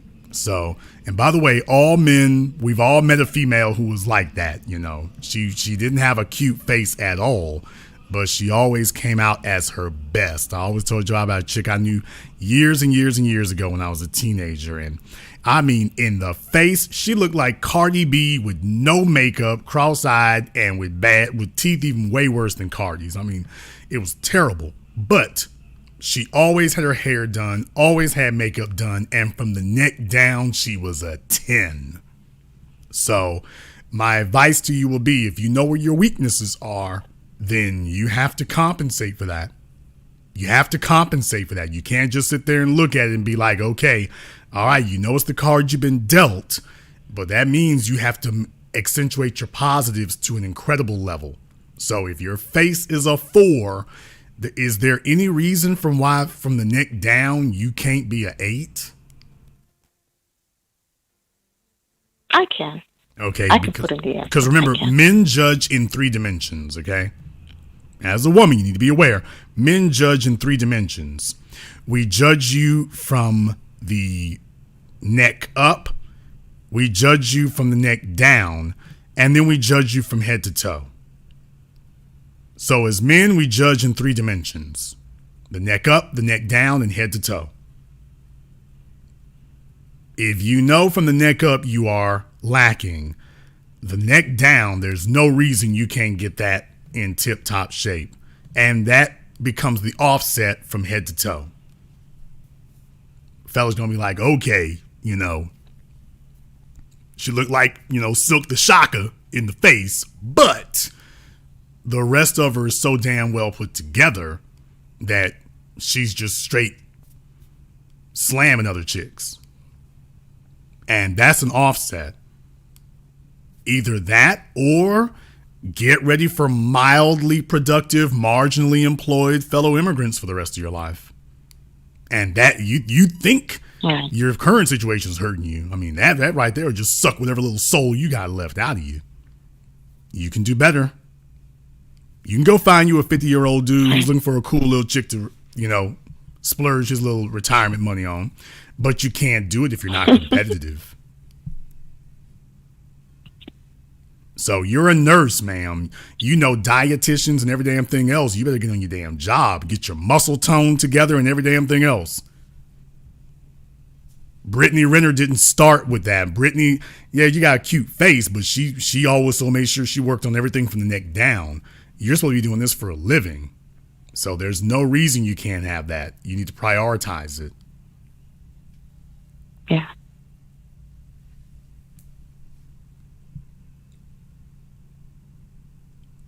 I'd suggest you work there. I hear you, Jason. Everything you've said is absolutely spot on. Everything you've said is absolutely spot on. And I listen to your shows, I take notes, and you're brutally honest. And I think your approach is what has been missing for the longest time in the dialogue it's been missing. And no matter how much they tell you you're being mean or whatever it is, we need to hear it. We really do need to hear it. So thank you for doing what you do. And I hear you. I've heard everything you said, and I'm gonna do as much as I can. I'm gonna do the best that I can. Well, like I say, definitely if you want things to get better, you need a partner at this point. That's really what you're lacking. If you want a competent man, just understand a man wants his life and his woman to match. If he's competent, he's handling his business, he needs to have a woman who reflects that. So maybe you weren't given the gifts in the face quite as easily, but there is no reason you can't have everything else together. No reason whatsoever. None. I'd like to hear back from you in 6 months. All right. Thank you very much for giving us a call. Yeah, I mean, I know, I know what it is, definitely. I mean, you might look like Joe Frazier in the face, and I get it, but, you can develop offsets for that, man. You can develop offsets for that, but you got to be dedicated to it. You can't just sit back and look at it. Let me take one more phone call here. Let me get caller from area code 313. You're on Live with the Business. What's your name? Where you calling from? Okay, caller from 313 has hung up the phone here, so I will just assume that we have done enough tonight. Hell, we've been on for 3 hours already here, so. All right, well, I want to thank Divine Feminine, good grief. I don't know what I'm going to do with her. Kirkendog, thank you very much here. Everybody else who's contributed to tonight's program on PayPal, CashApp, or Super Chat, I want to thank you all for joining us here tonight. I know this is a very sobering broadcast, but it's sobering and it's necessary because we have to have a day of reckoning here. The women are sad and lonely. The women are sad and lonely. They are dejected. They are devastated. They are in a prison of their own building. They're surrounded by a bunch of bastard kids, house plants, broken dreams, narcissism that never paid off. And they were promised by their mothers that if you just sat there and was dumb enough that you could just hard-head your way through life. And instead, all it's done is break their psyches. At some point, you have to admit that you're in trouble and it's bad. And to the young females who are listening, take these as cautionary tales because this could be your life and it will be your life. What you are seeing from the absolutely the miserable millennials now. I mean, it was just the Generation X and whatnot. Now they're talking about the millennial generation. They're miserable millennials. And it's not a good thing knowing that you're looking down your own history and there's nothing worth seeing there.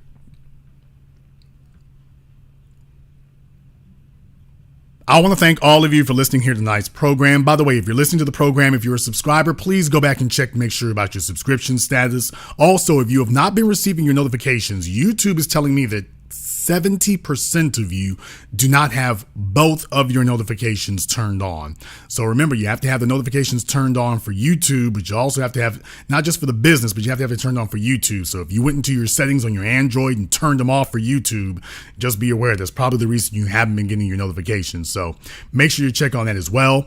And if you're new here to the business, welcome to the program that laid the foundation upon which all of these copycats on YouTube are going to be stealing and rewording everything else probably later tonight.